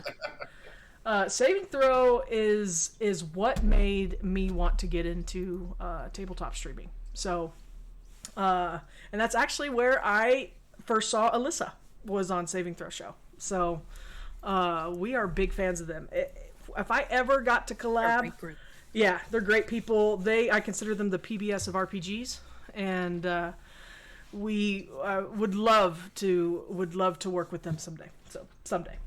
But yeah, so if you're looking for another quality channel that's way more quality than this one, I highly recommend Saving Throw Show. No.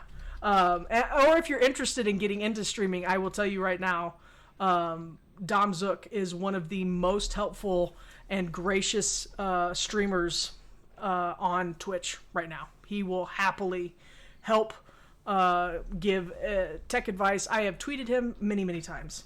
He probably would not like me saying that. I think he's a very busy man, but I've tweeted him many times, and he has helped me figure out what I'm doing wrong. So, anyhow, back to the events of the evening. We just left the Oriental Gentlemen's Club, which means a completely different thing in 1923, and we are headed to a fancy restaurant. I'm going to say that there is a fancy place in the Ritz, a fancy dining establishment at the Ritz Hotel, and you you rent out a banquet hall there for some, just to show off how much pull you have amongst London society, and the four of you dispatch there. Table for four in a 1,000-square-foot room. I mean, I don't know. We're all in like each corner, just shouting. Hey, Separate tables for everyone. hey guys, how you doing? Oh, that upset my dog when I did that, so I won't do that again. Starbucks back here going. Thought I was yelling at somebody in the room. Anyway, you have arrived at this banquet hall that you rented out for the sheer power move that you put there on Old Chaddock at the front desk of the Oriental Club, and here you all are. A very large room. Yeah, I'm gonna say that you guys have rented it for like an hour or two. You're gonna also get dinner while you're there, tea and dinner. Gonna have to figure out how to work that into the weekly budget, but I mean, the professor did just say if you want for anything, let us know. What's up, bud? Isn't that a fantasy creature? The Yeah, budgie? like I don't remember that from my occult studies. So I'll make sure that we all get a round of drinks and like actual drinks, not just tea. Sure.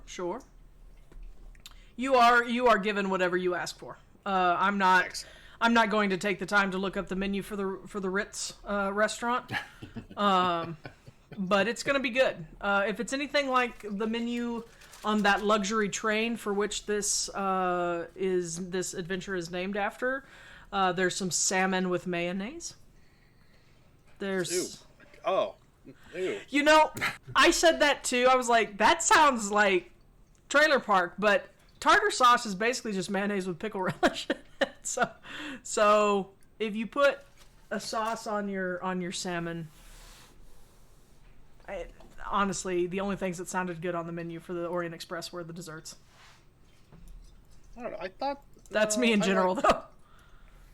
There was something else that I was like, ooh, but I don't. I think there's some. I think there might be duck. Some kind of. Yeah. Anyway. You get whatever food you want. It's fancy. It's delectable. You're all impressed. So once we're seated and have things in front of us, I'm going to look over at Cleo and say, so how much of what the professor said was poorly remembered in your estimation? That's tricky to some degree. There are rituals like the one that he described. There are objects like the one that he described. There are things that can do that to a person. And there are cults like the one he described. You know, whether or not he is remembering or misremembering, the things that he described are plausible and do exist.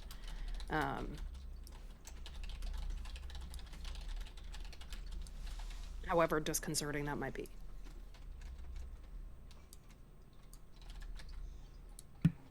But in his specific case, I don't know how true that specific event was. There might be police records, but I still think this might also be the work of some individuals sending a message via the use of narcotics and torture methods. Would it be your expectation, Cleo, that if there were police records, we would read about none of this? There was just a man murdered? There are certain stations, certain branches within the police that do deal with more supernatural occurrences, and they do keep records. I have worked with some in Massachusetts, but they're not easy to get into, and they're even harder to get the information from. and it would depend on whether that station in particular has a branch like that. Otherwise, it likely would just be written as what Emily is talking about. Or depending on who's involved and how much money was thrown around, it might have been completely swept under the rugs entirely. Can I get an idea roll from the two London residents? Their idea isn't a thing. You mean intelligence? Yeah, but I thought idea was like under the on the Yeah, it character is. sheet. Int, I have it idea. on my sheet. Yeah. Oh, you mean that whole word underneath the word int?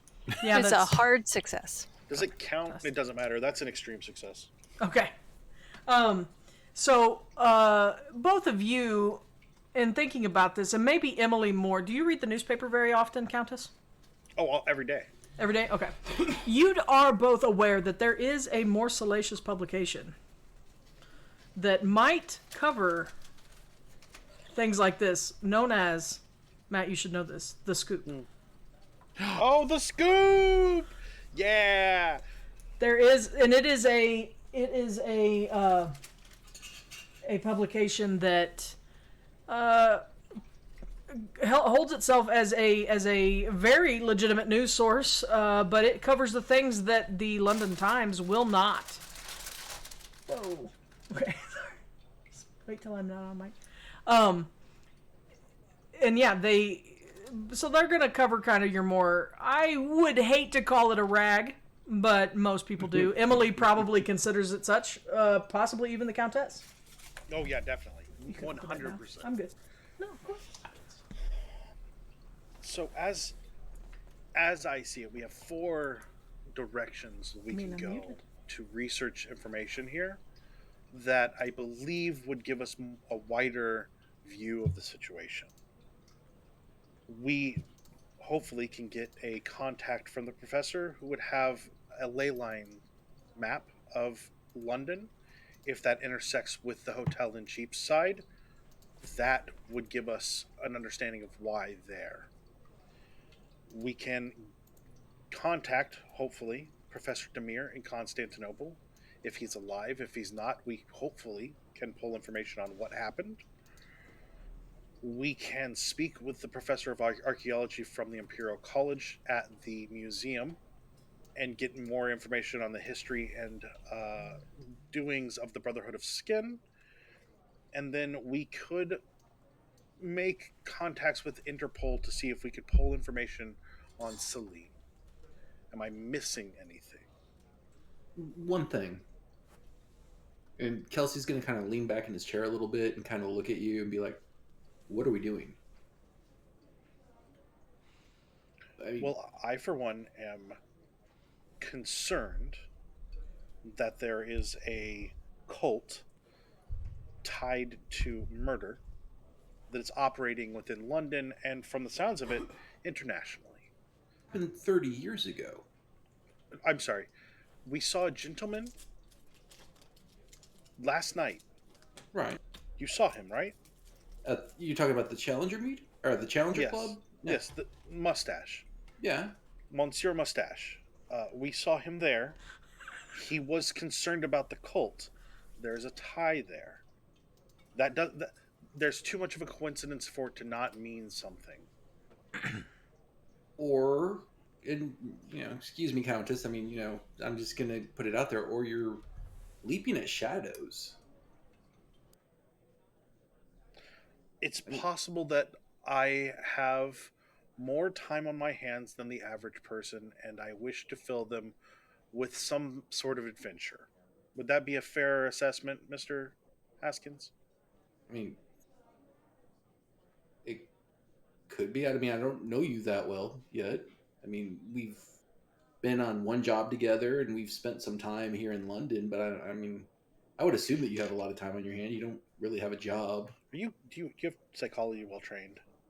Do I have psychology well trained? Yeah. No. Okay. So you have no idea what you just did. That's fine. I think that we have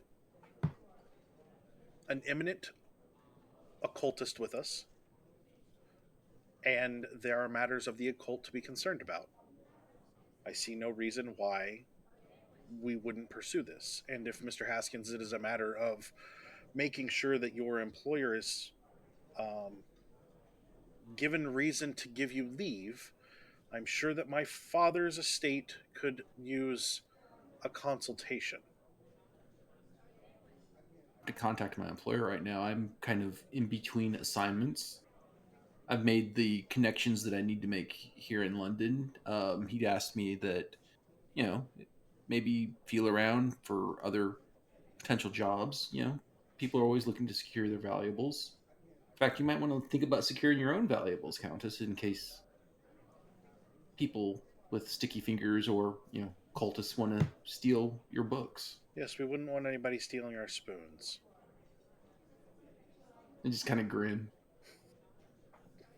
Look, this is hardly the weirdest thing she has gotten into.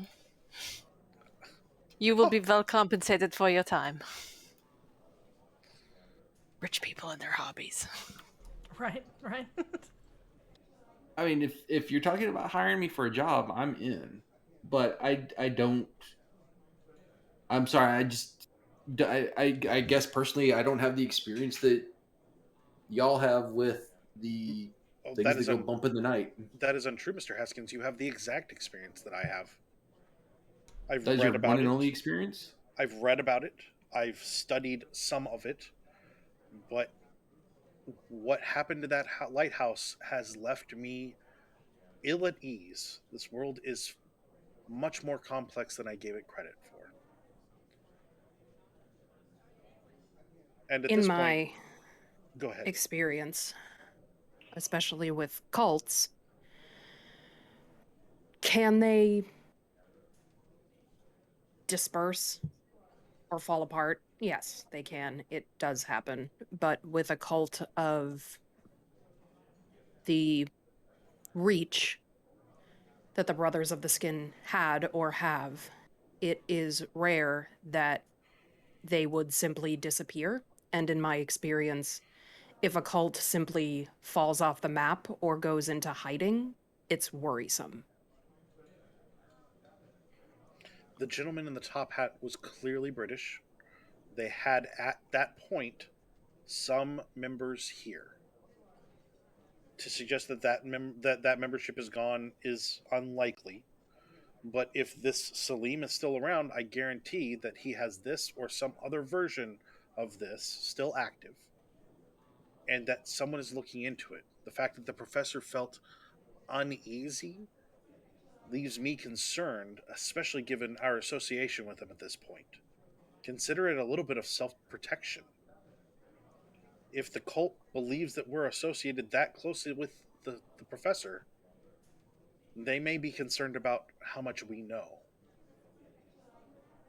Cult or not, we know that the professor has questionable contacts and individuals that would wish him or his friends harm. So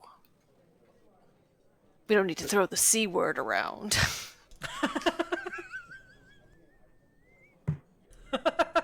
Fanatics. What was I gonna say? I don't know. Go, please continue. I don't remember what I was gonna say. As you all chat, of course, the food has been brought in. You're given again whatever you like. You are left. They try to disturb you as little as possible. In fact, I think one of the serving girls comes through and overhears just a brief snippet of your conversation, and you see her kind of eyebrows jump, and she departs with haste. I was just thinking that. They come in and they're like, okay. Oh, they're at it again. Weird people. Rich people. It actually is not out of the question for people of society to be talking about occult things, but all the seances like that. It's not. It's still weird. Yeah. We're just weird rich people now. Which Right. is perfectly allowable. She didn't find it like gross or anything like that. She was just surprised and was like, I don't want to be here.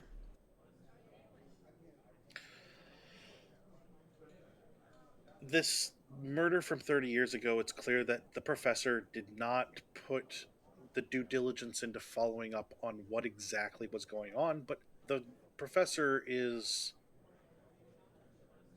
focused in a way that is different than what I would consider a true occultist. I mean, he's more interested in the application of it for science than he is. The why of a fez grew out of a man's head, Right. and then caused that dead body to rise up and eat the face. I'm concerned that you're not worried about the face eating.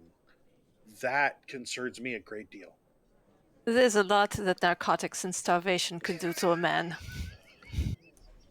This is true. The more you Saying know. bath salts were a thing. 1920s bath salts. They had him hopped up on opium and laudanum. Wait, was that the one? Yep. Yeah. Laudanum, probably. Laudanum is just more opium, actually. Okay. And there we go. there are things the mind can do with time and paranoia that could warp the perception of what was seen. I mean, it's not unheard of. I mean, doctors have misdiagnosed, and in Chicago there was a story of, this lady was declared dead, and then her husband found her sitting in the kitchen, drinking a cup of coffee. I mean, I don't think there's anything supernatural about it. I think they tortured some poor boy and he snapped. Boy who inexplicably aged like 50 years. Dehydration. I'm not Fortunately. cutting it off. I'm mean, just tossing it out. The description. We've got an explanation for everything. Yeah. If he was so dehydrated that he was a raisin, I mean, that's give that boy that's some still water. quick in 3 days. I mean, that is still quick. I mean, in 3 days to be that dehydrated. But yeah, I mean, Well, again, we have limited information. Absolutely, I'm absolutely. interested. I don't want to write Professor Smith off, because certainly we've had experiences with him and we've gone to the lecture and seen a very different side of him there and today than we did when we were at the lighthouse. But I find it, and maybe this is just me, but I find it odd that he sent this fez off with people, and the last he heard was that they had arrived with it and then nothing, and that he didn't attempt to find out what happened. It's also possible that he left London and didn't get correspondences. He's been all over the continent. he would have checked his mail when he got home. Unless you forget that you should have gotten a telegram, or you expect someone to have gotten it for you. But it's easy to lose track of your friends, although 30 years is I assume is a time period. I haven't even lived 30 years. I mean, if you guys can remind me from our conversation with him, I mean, he was talking about how he trusted good notes, bad notes, Professor Demir? Demir implicably. I mean, it made it seem like they had a close relationship. I would have thought that he would have followed up from not hearing from him for 30 years. I will say he didn't say that he didn't. He just said that he had not heard from Demir in 30 years. Does that make sense? Oh, yeah, like he tried to find it. Okay. He may have. Right. You're not sure. He just said he'd never heard again from Demir. Right. And if he was afraid of violence to his person, he may not want to go seek him out. I will say what you know about Professor Smith. He is not necessarily a easily frightened man, but you do get the sense that what he is into is he's not looking for things that are going to harm him. So the knowledge that a dear friend of his told him that he might die, or it meant certain death if he were to return to the East, took it to heart. he has never gone back that way. He's like, nope. Never again. Also intriguing that the Brotherhood would want admission to the dig site. And I know he was saying he didn't think that there was anything supernatural there, but it keeps playing in my brain. Of why there? Why that site? Why then? The good professor might have not have known there was anything there necessarily supernatural. I guess Sahid. No, not Sahid. I'm going back to the wrong the wrong campaign. That Yeah. has not happened yet. That cult is like going strong in London. You guys don't ever have to deal with it. Salim. Salim, yeah. Salim. I'm not. I will apologize at any point, whoever watches this, if you have a better pronunciation of some of these Turkish names. I apologize if I'm butchering them. I did my best to find pronunciations, and that was as close as I got. I get, Salim obviously had inside information on what was at that dig site that was important. I mean, I don't know that I believe that there was something that he was after something that was going to transform people into monsters, but I'm pretty sure he was after something of profitability from that site.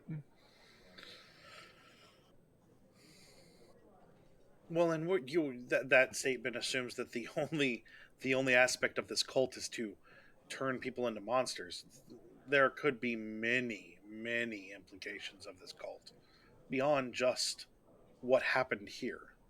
Maybe what happened here was an attempt at something that failed, and it was their first and only attempt. We can hope. Yep. Or a punishment? He did tell us that this boy, Matthew Pook, was kind of sent to watch them?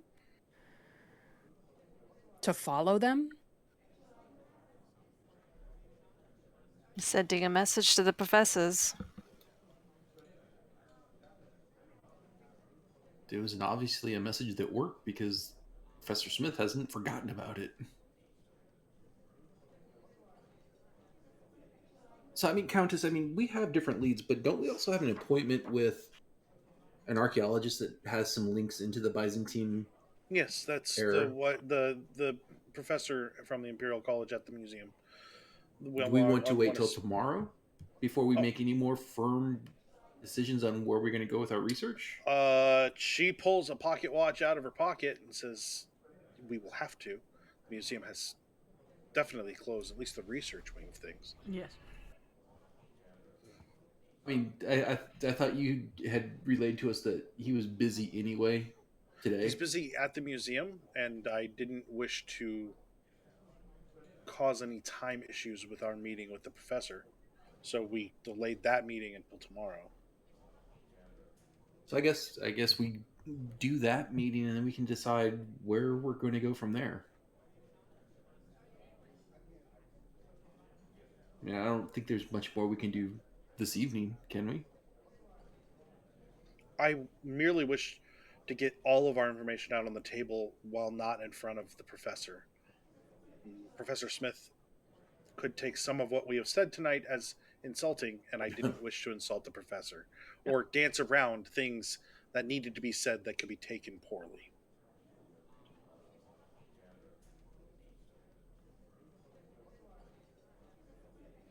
Personally, when we go to his home this weekend, as I assume we've decided that we are, I do want to see what he was able to get of what the symbols looked like on the fez.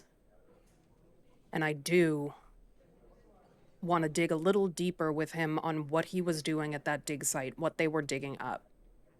I figured I almost brought it up today, but I thought if he was going to have notes and information, it would be at his home, so it would make sense just to bring it up when we're there this weekend. And did you want to find a map?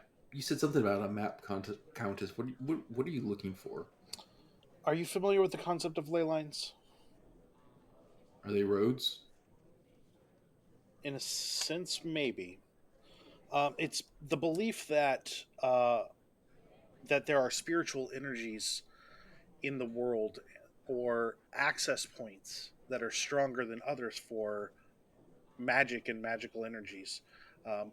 The architect, the city architect of both Washington D.C.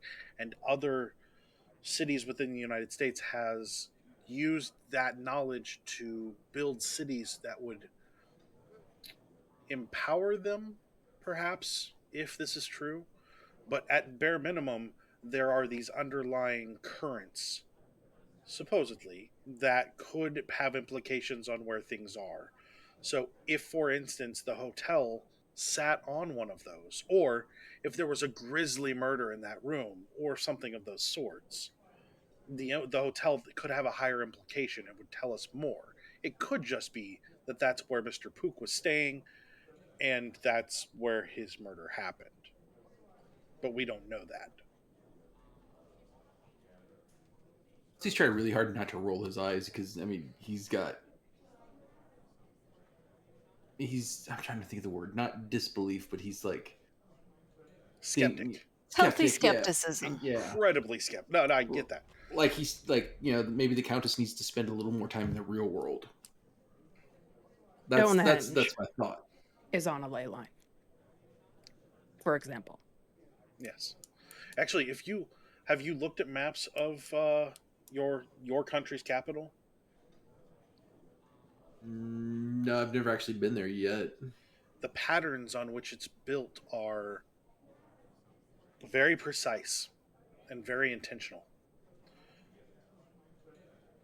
You should look into it when you get back there if you can. I will take your word on that. Maybe I'll ask my boss about it. He's done most of the work in Washington. Maybe he knows something about it.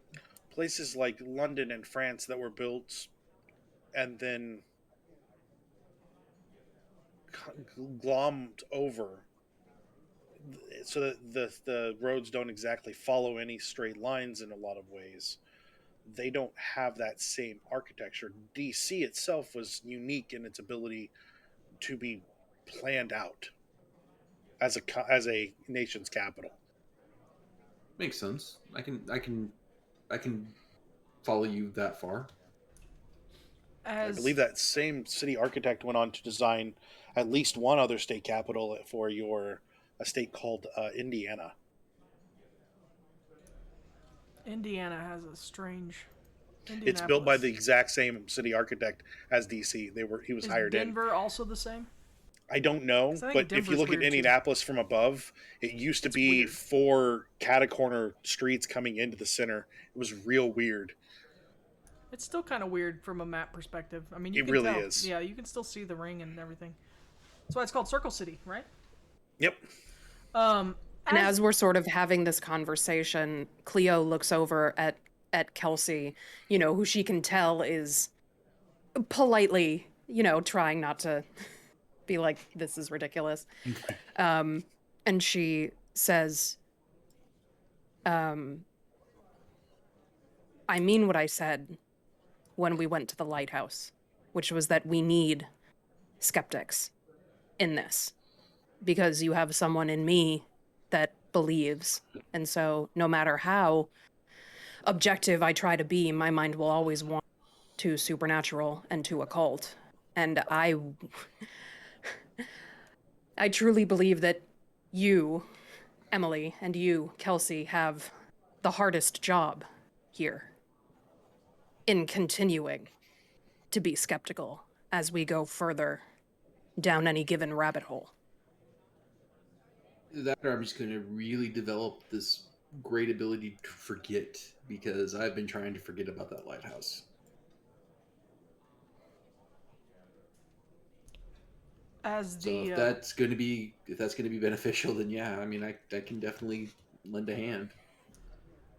As you all continue to talk and you've eaten, it's again the time is passing quickly as you discuss these things. You find any number of essentially tangents and rabbits to chase in this conversation, because right now the professor has dropped some bombs on you, and you really haven't been asked to do anything. He's just sharing this information with you, and it's a very, like, what do you do?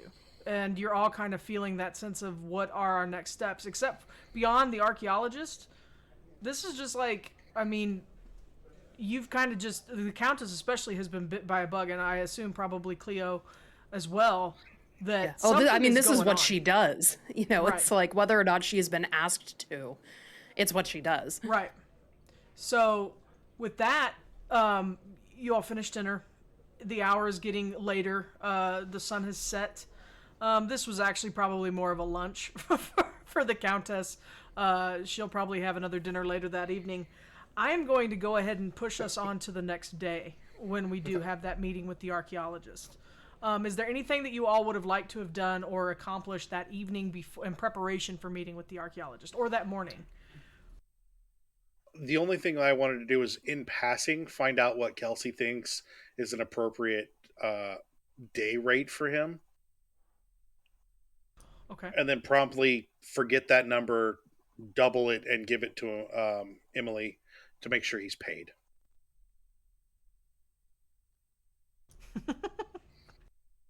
Cleo would have wanted to send a telegram to her mentor.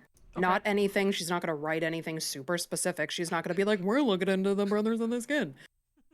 That's Spooky smart. things in London. I'm just going to say, What's the worst that could happen? in my history with the Call of Cthulhu, that is a smart move. Don't mention anything. No, she's just And gonna here's say, the address I'm staying at. This is everything. Remember, this is Cleo. I'm pretty sure Aaron sent some telegrams in No. the early season. I was going to say, that we're not going to go there. Aaron made a big mistake. Aaron made some big mistakes. So yeah, no, that's good. Do not mention anything specific, but yes, you can send a telegram to your mentor if you would like to DM me the text for that. I might be able to get you a response. If not this session, then the next session. Before we all get back together, I'm going to put a call into Mr. Benicio and let him know that... Bambali? Bambali, thank you. I didn't have my... Benicio is his first name. Thank you. Benicio Bambali. Thank you. I forgot to open that up. That's all right. I was like... Thank you, though, yeah. And let him know, be like, hey, boss, do you need me back anytime soon? The conversation is basically going to be like, I've got a client. I think I'm going to be able to make some connections. If not, I'll let you know, but I'm going to be over in Europe for a little bit longer. Sounds good. When you get a response, I can tell you his response is that's fine. Yeah. He's got other people that work for him too. You're just one of his top guys. Sweet. So we have top Ben on this? Top Ben. Yeah. Top men. Top men. I don't know why I said top Ben, but yeah, top men. So the next day. Oh, go ahead. Oh, I just want to double check that the two of you are staying at the Countess's residence now. Yes. That I've done that yet. I thought you were. Yeah, the last time you stayed there Wednesday night after the. I mean, you don't have to again, but you did stay there. I assume Cleo returns to it. It's just closer to everything. Right. I guess... I mean, Cleo would, and I guess maybe if we're having this discussion now as a group, Cleo would say, if we're going to extend our time here, then I would take that invitation now, and she would go get her stuff or whatever, so that she's not spending too much. And I guess since I'm on the payroll, I guess I would move in because the work I was doing that I needed to be a little more free is over.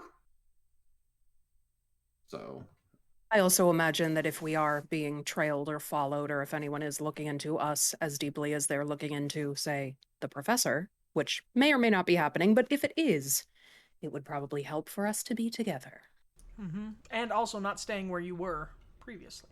Mm-hmm. A lot easier to get murdered there. There but is on that note, I mean, don't worry about that. I'm assuming that there's some sort of local police force, because we are in kind of a nicer part of town. There's probably. Oh, I mean, you have constabulary that are associated with Scotland Yard and things like that. Yeah, I'll probably go ahead and notify them that the Countess has attracted some unwanted followers. Unwanted attention. And just to keep an eye out for anyone that looks suspicious in the neighborhood.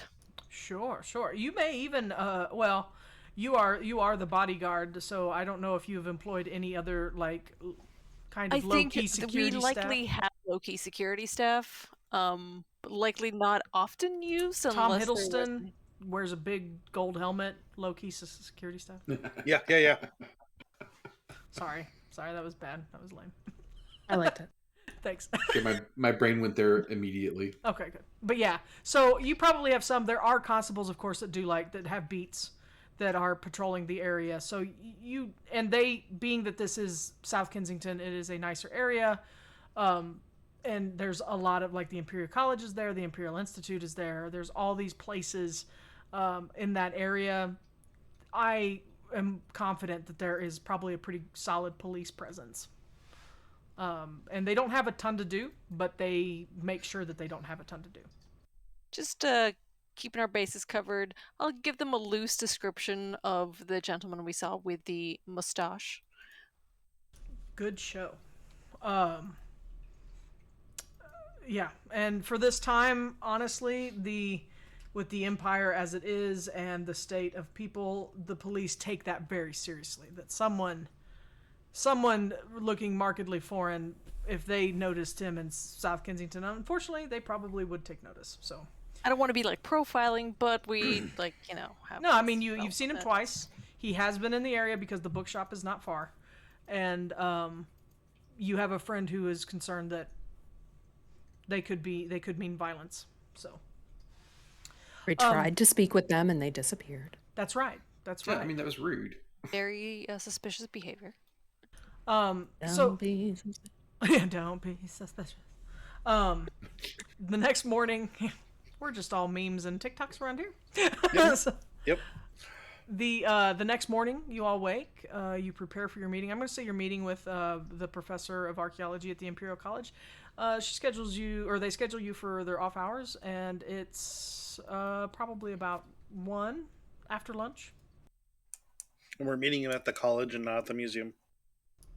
Oh, I thought you wanted the professor at the college. I thought we were going to the dude at the museum because he was museum? the. But if there's a dude at the college, I don't care.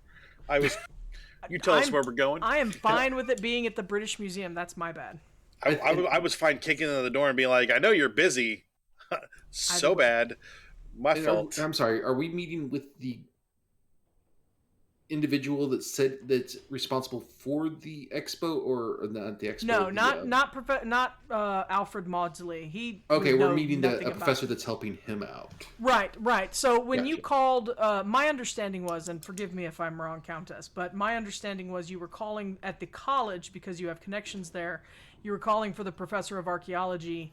They could not meet with you because they were assisting Maudsley with the opening or with the exhibition at the museum. So that I might just have, assumed that was going to be ongoing. Like, also on Friday would still be doing that. So that's why I. Oh, that's fine. No, So- they meet with you in their office. Oh, That's where they schedule the meeting. once the other, like, as we're preparing for the day, I just want to pull Emily aside by herself and say, I know I've just employed 2 Americans with absolutely no due diligence on our part. Do we want to touch base with someone in the colonies about, no, I'm not British, I wouldn't call it the colonies, someone in the States about their backgrounds? Would That has be already been done. Oh, excellent. Well, I Wouldn't- am late to this party then. Wouldn't want you to engage with anyone of an unsavory nature. And I'm assuming we're speaking in German. Yeah. For our own benefit. I know that Mr. Haskins pulled what he thought was a funny joke by moving the spoon. And I can see where that is funny. I'm sure that ruffled your skin. That is put lightly. Is that a scar joke? If you think this is a terrible idea, please tell me so. But I think that Mr. Haskins' skill with security and Ms. Dandridge's skills with things I don't think you believe in, but I think if anyone has those skills, Ms. Dandridge seems the easiest to retain, and I think rather knowledgeable. I agree. If either becomes a problem, they will no longer be a problem. Just end them. Murder! I'm glad I'm on this Weird, you're- conversation. She's like, I because- have They this will be fed. sent back to the colonies, right. Yes. to the Americas. But yes, you all gather whatever things you think you'll need. Note-taking implements, writing tools, things of that nature. Criticism, yeah. Yeah. A book on exorcism, a book on haunted items, And you arrive at the information office 5 minutes before your scheduled meeting time, and given brief instructions to Professor L. Hyam's office. You are Countess, being that you have taken studies here, you were like, okay, I know where that is. I don't need your help. But for the rest of you, you walk through storied halls of Imperial Academia, passing students having returned for the spring semesters, heading into labs and lecture halls. Knocking on the door, once you find it, it is slightly ajar, and a clear voice calls out and invites you in. Hey, come on in. No. Please come in. And when you enter, if you enter, I assume you do, a woman sits at a receiving desk near the door, but there is no one behind the large ornate desk at the head of the room. Please, there's 2 chairs here. I didn't know there were going to be 4 of you, but the professor will be with you shortly. And, so whoever sits. The other 2 are. I will take a chair. I was like, I can stand. Is there a window? There's windows in the room at all? There is a large window behind the desk, yes. Oh, behind the desk? Never mind. I was gonna be just lean up against a window. Yeah, no, sorry, behind the desk. There's probably another work table near the door that you could potentially lean on. Yeah, I'll do that. Keep an eye on things. You wait for a bit of a prolonged period of time. The woman behind you continues her work quietly. Do you wait in silence? Do you speak? How long are we gonna wait till he shows up? I'm probably going over the notes that I took from Professor Smith, things that we might want to touch base with him on. The woman is she starts to bustle about the office a little bit, and just apologies. They'll be with you soon. That's what you said 10 minutes ago. I did. After some more time, she actually moves and stands behind the desk, and she says, "Hello, my name is Professor Hyam. May I help you?" I needed to get that done. Did I know that this was the professor the whole time? I don't think you did. I actually think you thought it was a man. Okay, that's fine. And hi, hello. Thank you for waiting. I apologize for that. There's been some work that I've had to put off helping Maudsley, old coot, over at the museum. I have no interest in what he's doing. I have no interest in his expedition, but here I am being called upon to assist. But it's irrelevant. Unless you're here to talk about it. And if you are, then I ask that you go to the museum and talk to him. My name is Professor Lennox Hyam, and I see that you scheduled this 2 days ago. I apologize that I could not meet with you sooner, but please. No, Professor, I am Countess Johanna Rinaldi Stad. My companion, Miss Brandt, and my 2 employees, Mr. Haskins and Miss Dandridge. We have recently. I have come upon a fancy, if you'll indulge me. Constantinople, perhaps? Specifically a group there that you might know of, called the Brother or the Brotherhood of the Skin. Are you familiar with that group? Some would call it a cult. Give me a whoever wants to psychology, psychoanalysis. Nope. Ooh, that's not good. What'd you get? It's 100. Okay, that is a critical failure. On this. We do have rerolls. Oh, we do, yeah. Ooh. Yeah, I'm just. I don't want to waste a reroll. Okay, that's fine. You're not paying attention at all to her. Your brain is going, woman professor. Oh, that's horrible. You rolled 100. I'm sorry. True. It's true. You're having an argument in your head that some part of your brain is doing that, and the other part of your brain is going, "That's horrible." Yeah, be like that. Yeah, and you're also like, I can't believe that bitch made us wait. This whole time. That's actually The closer to audacity. what Kelsey would be. It Yeah. was her the whole time. The omdensity. The whole time? The whole time? Yeah, we're having a Sally Field moment in your brain. The whole time! I did get an extreme success. Oh, wonderful. I rolled, Psychology. I don't even know if anyone can see this. It's a 5. Oh, nice. nice. Nice. Those dice My are dice are on fire they're tonight. on fire. Do not light them on fire, please. No. Well, they're metal, so. Oh, well, it'd take a lot of fire then. When the brothers of the skin are mentioned, you see utter confusion in the professor's eyes. Knows you. If she knows anything of it, you are confident she does not. She's just like, well, I'll be honest, when I peered over your shoulder, I saw some notes on Constantinople, but I did not. Ooh, does she read German? Because all my notes are in my native language. Oh, maybe not, but Constantinople, what is German for yeah. Constantinople. You have to yell it very angrily at people. There, That's but how you. it's spelled. She's familiar enough with it. She could kind of place it. She does probably speak other languages. But yeah, so I'm not going to lie. I walked past you and read a little bit over your shoulder because I just, being a woman in this institute has trained me for a certain response, and I just like to see how people treat the staff that before they know that they're on staff, as it were. I understand as a not student here. Actually, Because- I am quite aware of who you are, Countess. I have heard many tales of your work here. Excellent. I don't know if that's good or not. Have you heard of a gentleman named Professor Demir at the important scary stuff college in Constantinople? Professor Demir. He may have been. He's been there. If he is still there, he had been there since at least the 1890s. I was not doing digs in that region in the 1890s.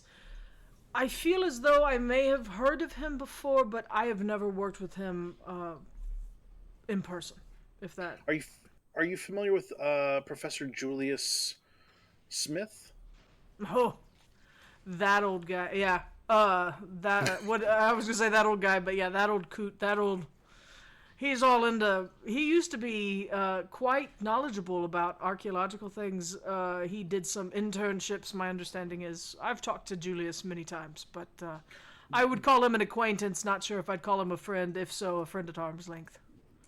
Do you know if any digs that he did in the 1890s in the Ottoman Empire? Again, he did some. He spoke of being an intern at a dig site, but or not an intern, whatever the proper term would be. He essentially did some work field studies there, but it was not his main draw.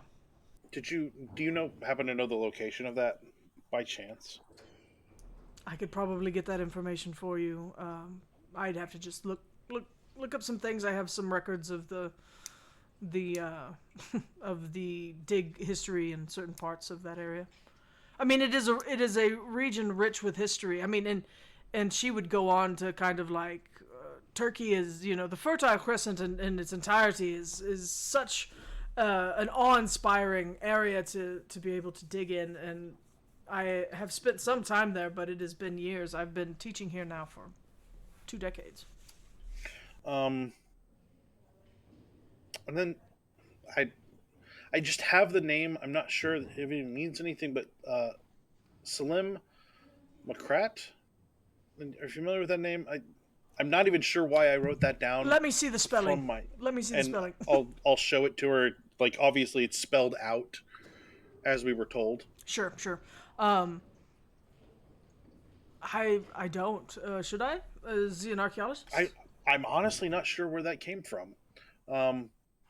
It's just in my notes along with the information that we're looking for, and I was hoping that perhaps he would have a little bit more on the history of this brotherhood. There was a gentleman that I spoke with briefly that was looking into it, and he piqued my interest with a little bit. I'm gonna try and I'm gonna try and charm her, but I get the impression she doesn't have anything. But I still want to Sure, like leave sure. a good impression. Yeah, no, that's fine. That's fine. She Yeah, it's seems willing to help you. I mean, those psychology rolls earlier, she didn't understand the Brothers of the Skin. Clearly was confused by that, but otherwise, she does seem like she's willing to talk about archaeology in the region. yeah. I got a success. I want to Okay. make sure that her impression of me is positive when we leave this room. Sure, sure. She's actually very warm. She has received you thus far warmly. Does not seem as though she's offended or anything. But she's like, I apologize if I seem a little confused by your questions. I've had some archaeological finds, I suppose, that might be related to like of course, old religions and ideas of that. But once it gets into that study,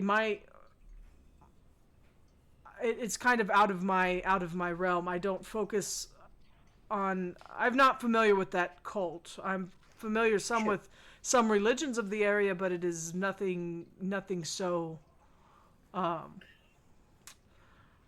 Of course, I grounded. thought I would start at home. I Of have course, great respect for the college, and I thought if anybody would have information here at the college, you would. I'll absolutely. kind of look over at Cleo. I don't understand. Did you have anything? Did I miss anything? In your studies and your unearthings of things in that region, was there ever anything that seemed to you to have, I don't mean to sound woo-woo, but anything of a particular power, either religious power or to have a certain energy surrounding a space or an object? I mean, there are some. Nothing that I interacted with. Some of the history of the region that I at least am familiar with that gets a little weird. Um, I apologize. It seems like you're asking kind of about weird things. I mean, when someone starts mentioning cults, it gets a Yeah. little funny. Mm-hmm. Um, the there is someone I believe that was or there is a building that has been mentioned in very few writings. It's not talked about very much, and it was destroyed in one of the raids. But back in Byzantium, there was a mosque that was spoken of in kind of hushed tones. Claimed weird things there. It was mostly just the horde of a uh,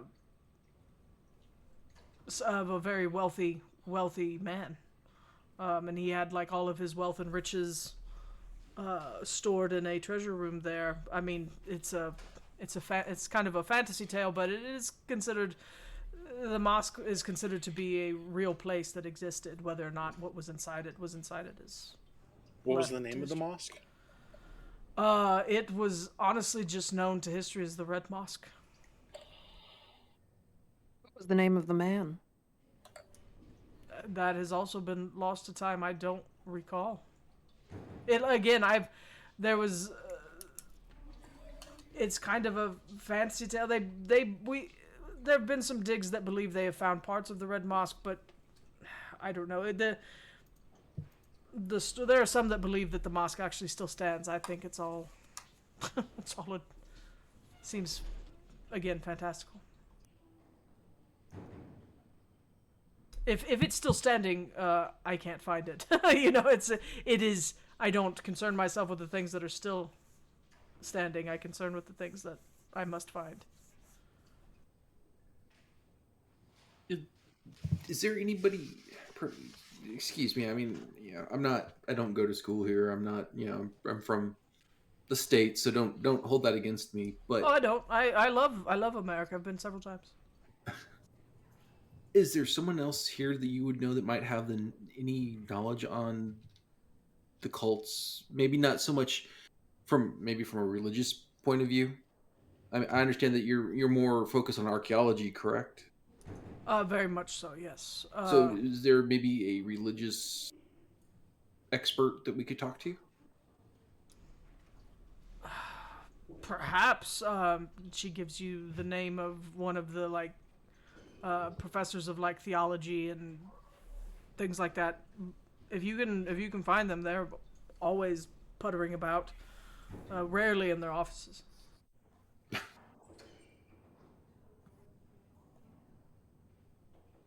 But I wish I could help you more. This is not really my area of expertise as it is.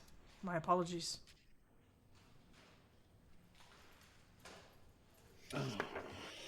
Quite understandable. I just thought that if anyone would know anything, you would be the one to have that information here, and we can. I can always set this aside. It's a bit of a Sure. fancy that will draw me away from my classwork. That perhaps is not the best time to do that. She she asks you to she apologizes again, but she says let me look through some stuff, and she's got several, she's got like not apothecary desk, but almost like you ever seen like those art cabinets where they have the really skinny drawers and they're very deep. Yeah. She's got a couple of those behind her, and she kind of goes through, and you see that she does have some. You're confident they're copies, but she has some, or replicas, but she has some, items that she kind of reads over. She's got like of old manuscripts maybe that she has worked with and studied. And she kind of goes through some stuff, and she leaves you for a little bit, and she says, in that area of the world, of course, it's been the birthplace of many religions that are still here. Of course, I mean,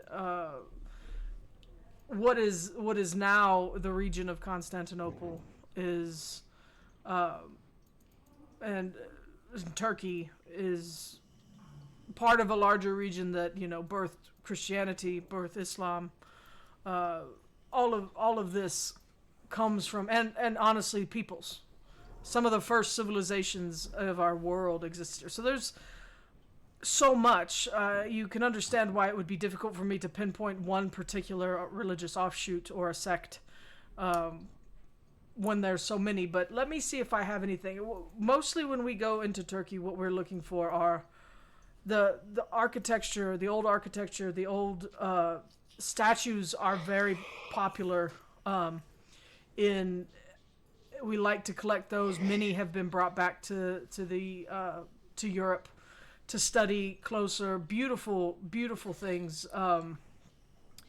There was a man, perhaps. Let's see. And she goes and she says, I do think I have in here something on the mosque. And the man that had the mosque was his name was Sedefkash. What was the name again? Sedefkash. So it's not spelled like it sounds. It is Sedefkar.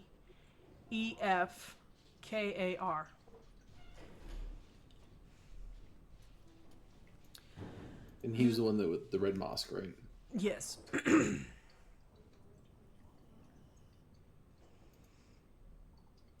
I don't have a lot of information on him, but that is the name that I have attached to the Red Mosque. But maybe that will help. I hope. I don't know much about him otherwise, but that is the name. To me, when it's come across when I've been made aware of it, it's come off more as not a fairy tale, but like an urban legend, essentially. Does that make sense? Yes, absolutely. Not something I can go and look for. And if we find it, then that's different. But it's kind of like Atlantis. It's a thing that perhaps existed. Maybe it still exists, but we can't find it.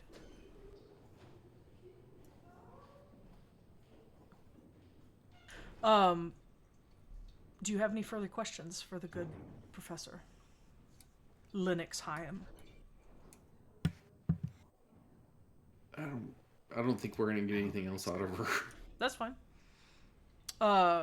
She honestly has given you what she can, and she said, if I see something, honestly, this is not what I expected to talk about when I saw your appointment. So if I find anything or think of something else, I can do. Do you have a number I can call upon you at?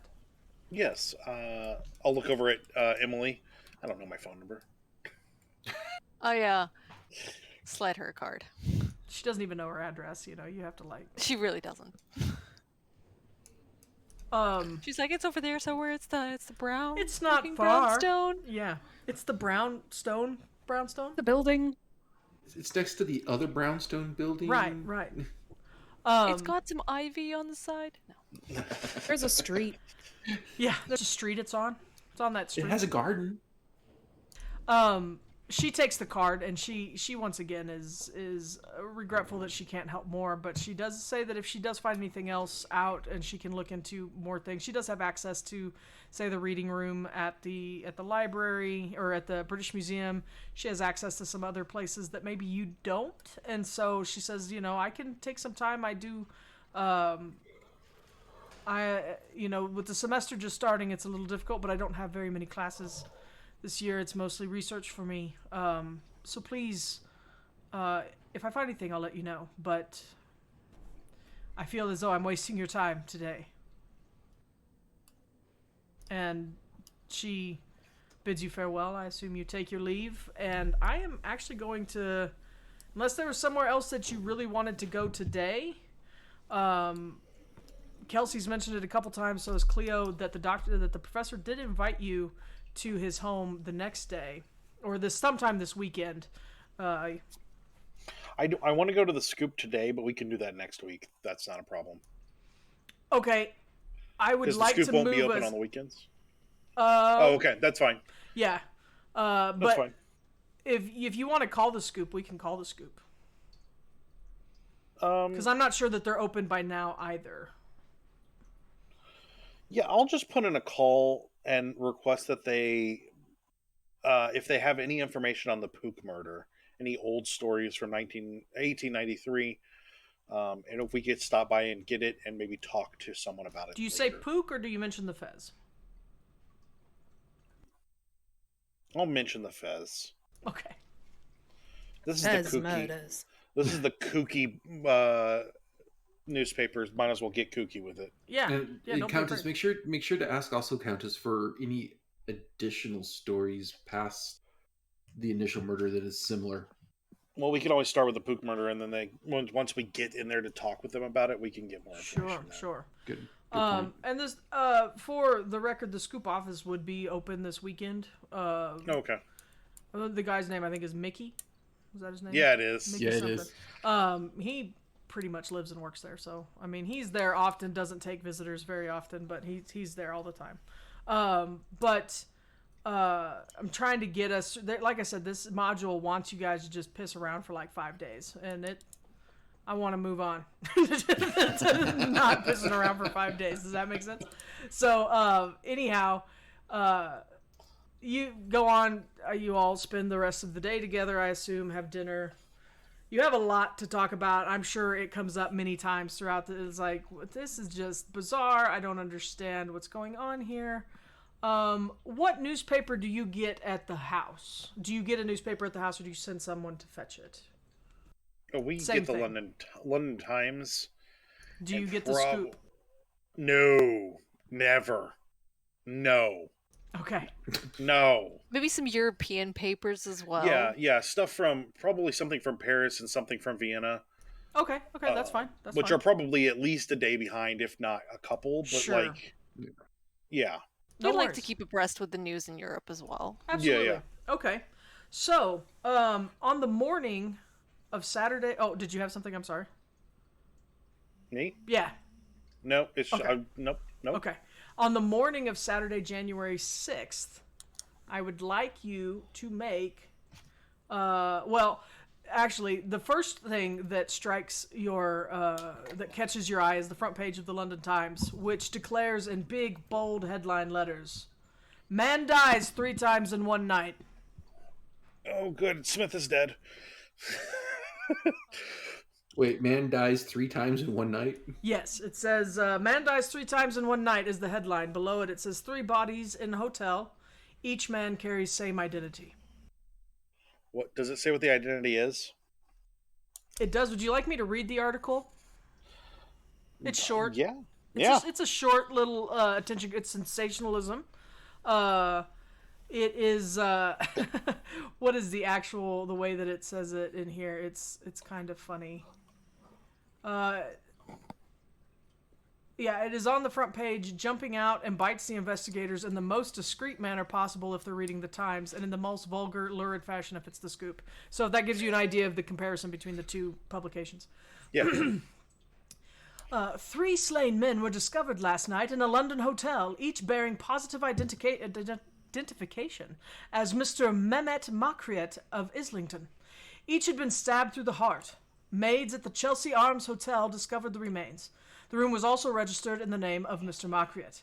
Bona fide papers identify the trio as one man, the Mr. Makriet, who is a Turkish antique and art dealer doing business in the city. The victims bear superficial resemblances, and each had passed as Mr. Makriet since independently arriving in London 3 days ago. Confusingly, the real Mr. Makriet, or at least the man described by neighboring shopkeepers as Mr. Makriet, cannot be found. Police request that he come forth.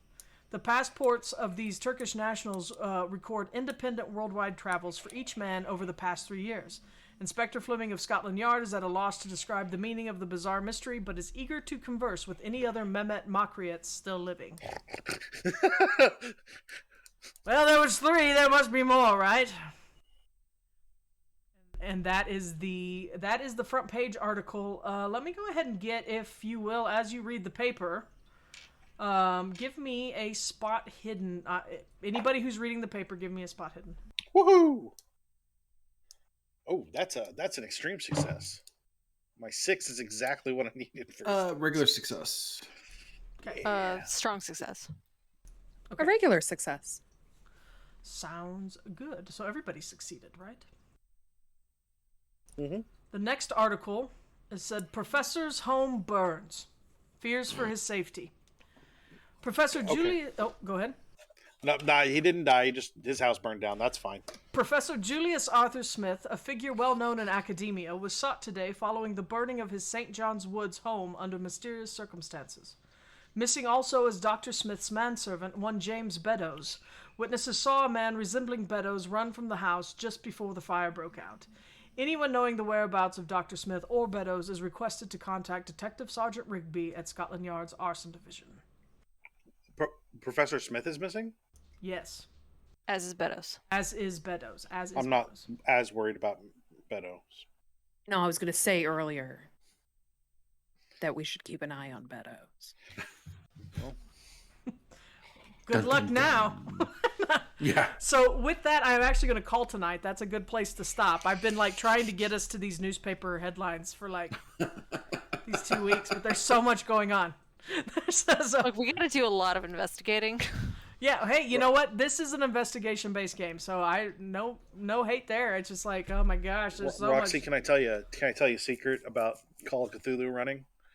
Sure. Just let them talk. Oh yeah. You just throw a couple of things on the ground and pigeons from the sky we will descend. No, and that's how it's been going. It's just one of those things where it's man, You want to get to the good stuff. audience, I'm sorry, we're just gonna sit here and chat for 2 days. We're just going to talk. So, Emily was really thinking about having them watched as well, but now we have 2 more people on our payroll and couldn't justify that in the budget. Oh, our budget is not that tight, is it? Wait, I mean, how much does a banana cost? It's like Right? $10. So £5. No. That's got to be really rude when you just hand a guy money to buy a banana, That's right? right. That's right. Go buy yourself a banana and find something to do with it. Wow. There you Okay. go. No, it's funny that You eat Wow. it, right? Make banana pudding? no, it was funny when Kelsey was like, find something to go talk to the doctor to get that stick out of your ass. Reminds me, Amanda and I have been playing Mass Effect, and one of our favorite lines from the second one is from Seth Green's character, and he's like, "So, looks like Garrus has found a way to get that stick out of his ass, and now he's just beating people to death with it." So, it's one of my favorite quips. But anyway, That's awesome. that was our show tonight. So now, yes, you have more things to look at, more information. I gotta go talk to Mick. Gotta talk to Mick at the Scoop. And then, but yeah, that was our show tonight. I hope you all enjoyed it. Thank you for sticking with us. Again, next week we will be back at 5 p.m. Eastern and 2 p.m. Pacific. I want to thank my cast. You guys are great. I love the personalities you're giving these characters, and I can't wait to see more from them. And thoughts and prayers to old Professor Smith. I almost called him Professor Burns, and that would have been really, really crummy. Yeah.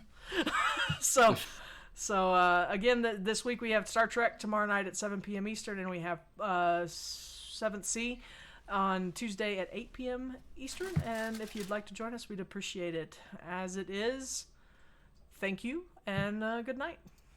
Good night. Night. See y'all later. Where's my thing? Just a second, guys.